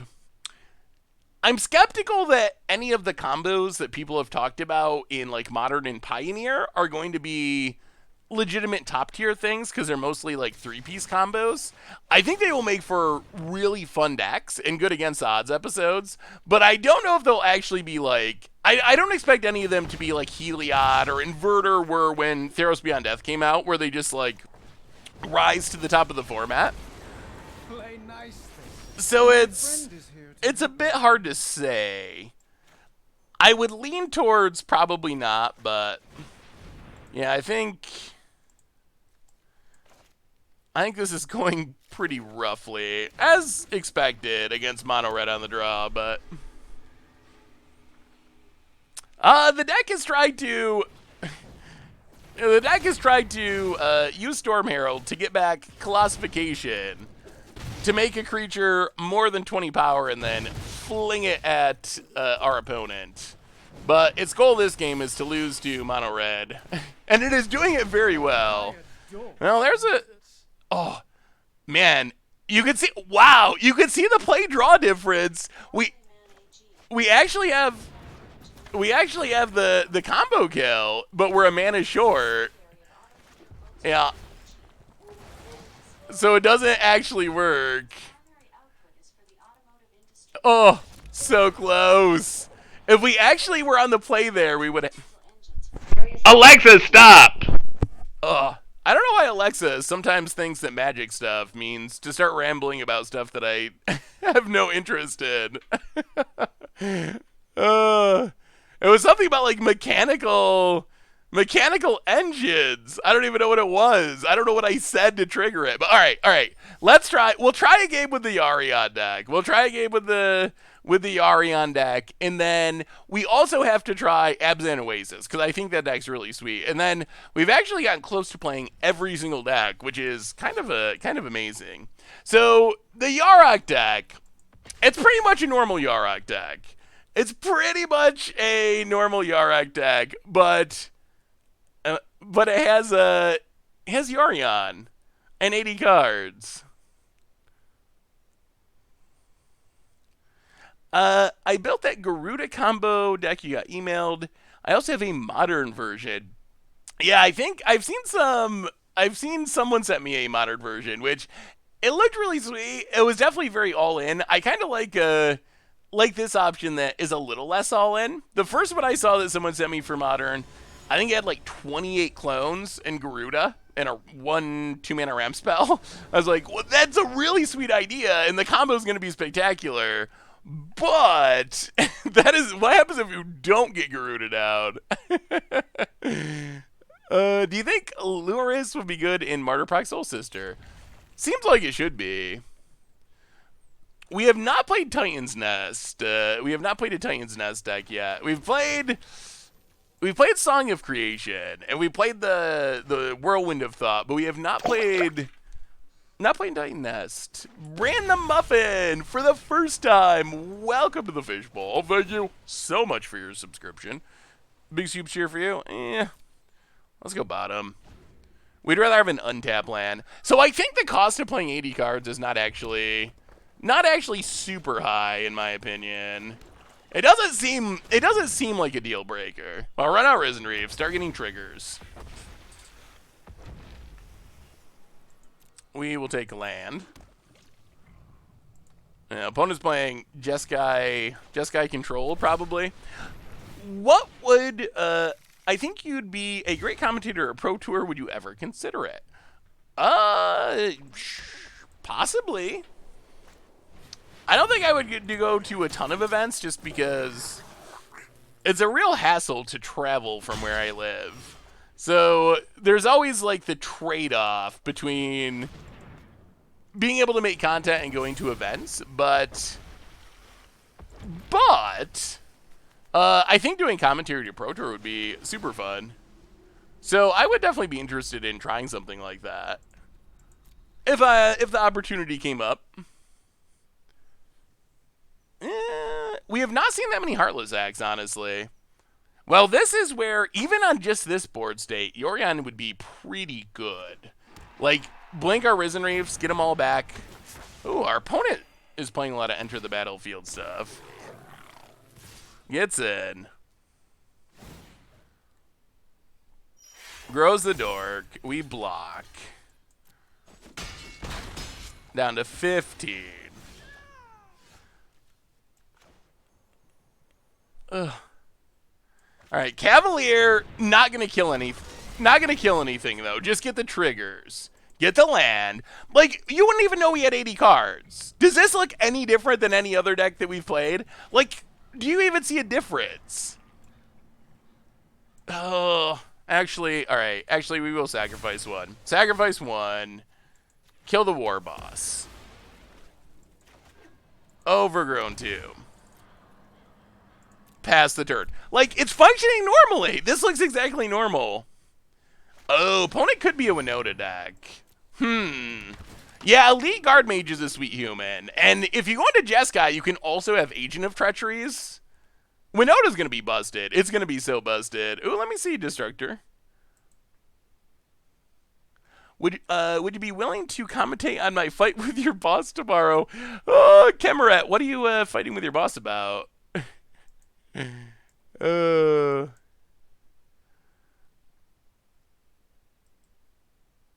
can you send me the... Oh, wait. I think I got it. Maybe. All right, another Legion War boss for our opponent. Well, let's kill it. Oh, that looks fun. Rael, Yadaro, Luca. That's got some, definitely got some sweet cards in it. That looks sweet to Destructor. 1, 2, 3, 4, 5, 6, 7, 8, 9. Alright, play Leafkin. Get a land.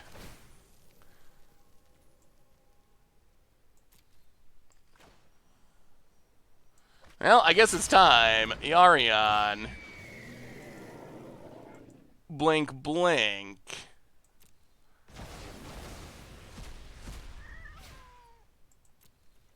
No attacks. Draw some cards. Draw some cards. I mean, not bad. Not bad. We can sack Leafkin. Kill Guard Mage. I mean, for the small cost of playing more cards. Who doesn't want to play more cards anyway? This is actually a Spark Double. So if we blink it, we won't have a Risen Reef at the moment. We could have blinked it and gotten another Yorion, but then we don't really have anything great to... All right, there's Winona. Yeah. Well, if there's one thing we learned playing Winona, it's that we don't really want that to attack us. Bad things happen. Opponent.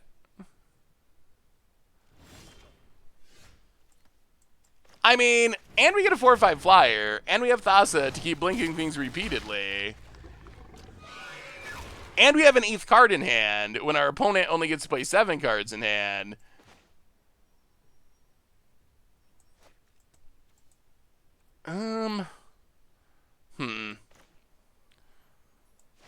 Alright, Paradise Druid. I mean, we're running away with this game. We're literally just stomping all over our opponent and beating them down with Yorion and our 80-card deck. Opponent gonna block? Sure. Down to 15. We gain the life. We pass the turn. I wonder if the percentage for games where your starting hand and draws are just awful. I mean, I don't think that you should have a meaningfully higher percentage of your hands being just awful. What you will have is you won't draw specific cards as often. Like, your odds of drawing one of your 4 Yaroks in your opening hand are significantly less. Well, like 8-ish, 8 or 9% less in a 80 card deck compared to a 60 card deck. So you're missing out on consistency, I think. It's not like you're going to get mana screwed or mana flooded a ton more. It's more that you won't find specific cards. But in a deck like this, I don't know if that really matters. Like, I kind of think that's fine. Because a deck like Yarok is not super built around having specific cards. It's just about having a whole bunch of things that, you know, generate value when they enter the battlefield. So I think a deck like this can kind of get away with it more than most decks. And we're just, I mean, we're going to keep going off. Yeah. 1, 2, 3, 4, 5, 6. And now we have a loop. Now we can keep doing this. The power of Yorion. They all return. We get stuff back from our hand. What do you think about 80 cards now, chat? What do you think? What do you think? Have I convinced you of the power of Yorion from the command zone? Or now we get to just keep doing this forever. And good thing we have 80 cards, or we would be milling ourselves out of this game really quickly. Double scry, sure, to the bottom. Whew. It is so beautiful. It is so beautiful. We will exile you, and you, and you, and you, and you. Pick him up. Pick him up.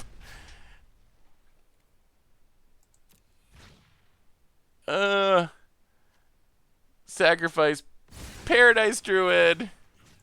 Kill Bone Crusher. We will discard 2 Incubation Druids, and your go, opponent.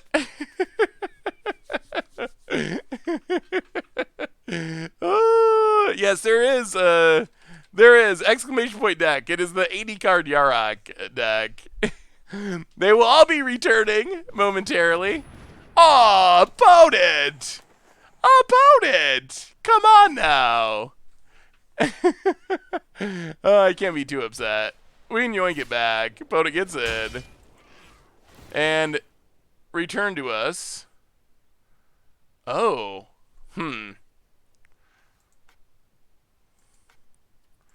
That's awkward.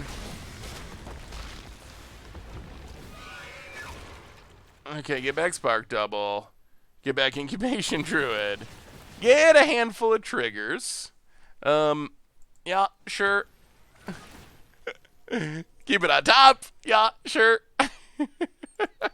Ooh, yeah. Sure.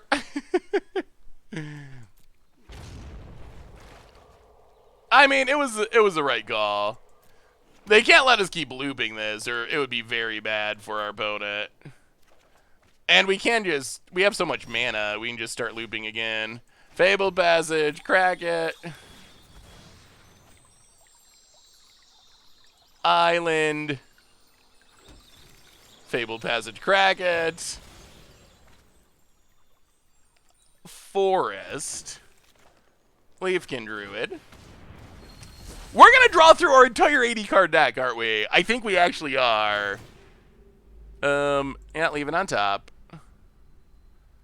Uh-huh. We might need Thassa's Oracle in our 80 card deck to keep us from milling out. Agent of Treachery. We'll take Yorion again. And I guess we'll take your Agent of Treachery to send a message. Leafkin. Get a couple triggers. We're gonna fill out with an 80 card deck. Oh, that is like my dream. There is nothing better I can imagine in all of Magic than drawing your entire 80 card deck. Like, what could be better than that? Seriously.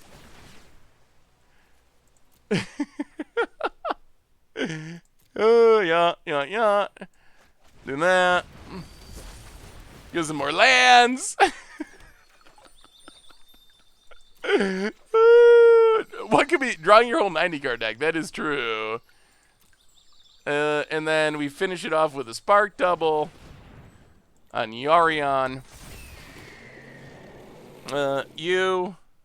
You. You. Are we gonna mill? We're probably gonna mill out, aren't we? That's fine. That's fine. Go attacking. Hit ya. And, yeah. Here they come.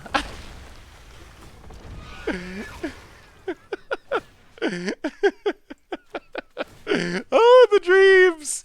The dreams. We'll take your land. We'll take your token. Oh, no. Oh, no. That's our whole deck. That's definitely our whole deck. All right, well, we did it. We did it.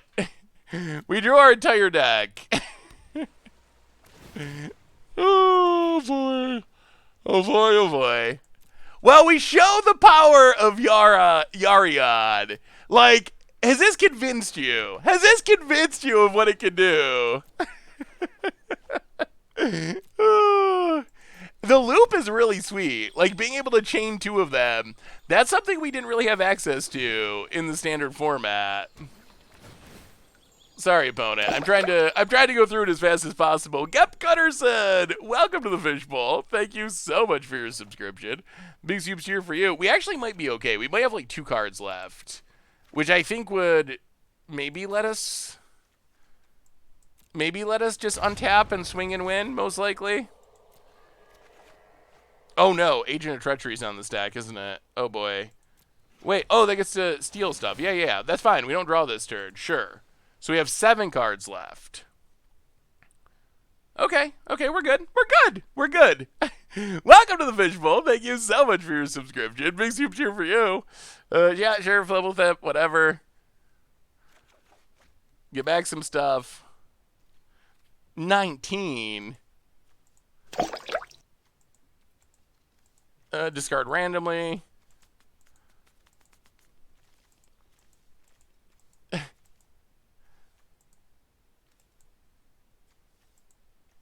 Oh, all right, your go, opponent. It doesn't trigger until our end step. Ned Smith, welcome to the Fishbowl. Thank you so much for your subscription. Big soup cheer for you.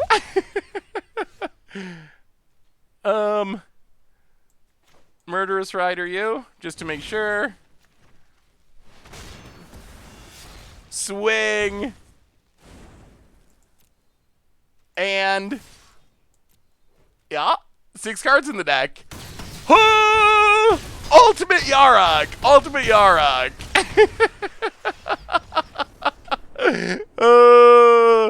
It works! It's worth playing 80 cards! It is! Alright. Well, it is kind of a build your... It was! I said that when I first saw Yorion. The first tweet I had about it was, if you're playing stuff like Yarok or Panharmonicon, the problem is you actually run out of cards. That is a real thing that happens. And being able to do that is definitely worth it. Oh, all right, so I think what we'll do is I think we might just end on that note, on the gloriousness of Yarok Panharmonicon. What that would mean, we still have Abzan Oasis left over. But the good news is, well, the thing is, I think this Oasis deck is really sweet. And you know what we have tomorrow? We have another stream in 24 hours. So I feel like instead of trying to like play one game with some of the decks we had left over, we can just do whole streams with them because the streams just keep coming. So I think that we'll call the preview stream here. And then we will still revisit Abzan Oasis, and that'll give me more time to kind of tune up this Ultimatum deck, which was admittedly built really quickly, and I would like to tune it up a little bit more. So, I mean, we've been going for almost 4 hours now. So I feel like the 80 card Yorion, Yarok, Panharmonicon, draw our whole deck, win. Like, we can't really go much better than that. Like, that has to be the perfect ending, boys. So, anyway, everyone, huge thank you to all of you for hanging out. There are a ton of people preview streaming, and we will be back tomorrow with more streaming. Thank you, Mr. Toast. Thank you to our sponsor, Card Kingdom. Congratulations to everyone who won some Card Kingdom store credit. If you would like to pre-order some Ikoria cards, Card Kingdom's got them up. You can go to cardkingdom.com/MTGGoldfish. Start ordering your Ikoria cards, or any other cards for that matter. Yeah, so a quick recap of the decks. The Naya Winona deck is awesome. The 80 card Yorion deck is awesome. I think those ones really stood out. Oh, the Song Breach deck is also awesome. I think those are the three sweetest decks we played. Mutate Boggles was probably the worst decks. Humans, potential. Jeskai Cyclone Cycling, also potential, but I think they need some more work to be tuned up or the metagame to shift. And then Classification, it's a good against the odds style deck. Like, when it wins spectacularly, but it probably could be a little bit more consistent too. But anyway, everyone, you all are amazing. Thank you for hanging out, joining me for this preview stream. Thanks to Wizards for the invite, and we'll be back less than 24 hours from now, 6 Eastern tomorrow, to play some more Ikoria, have some more fun. So until then, everyone, I love you all. Thank you so much. Y'all are amazing. Seriously, I really appreciate you. So have a great night. Enjoy the rest of the preview streams, and I'll see you tomorrow, 6 Eastern. So until then, I will talk to you soon.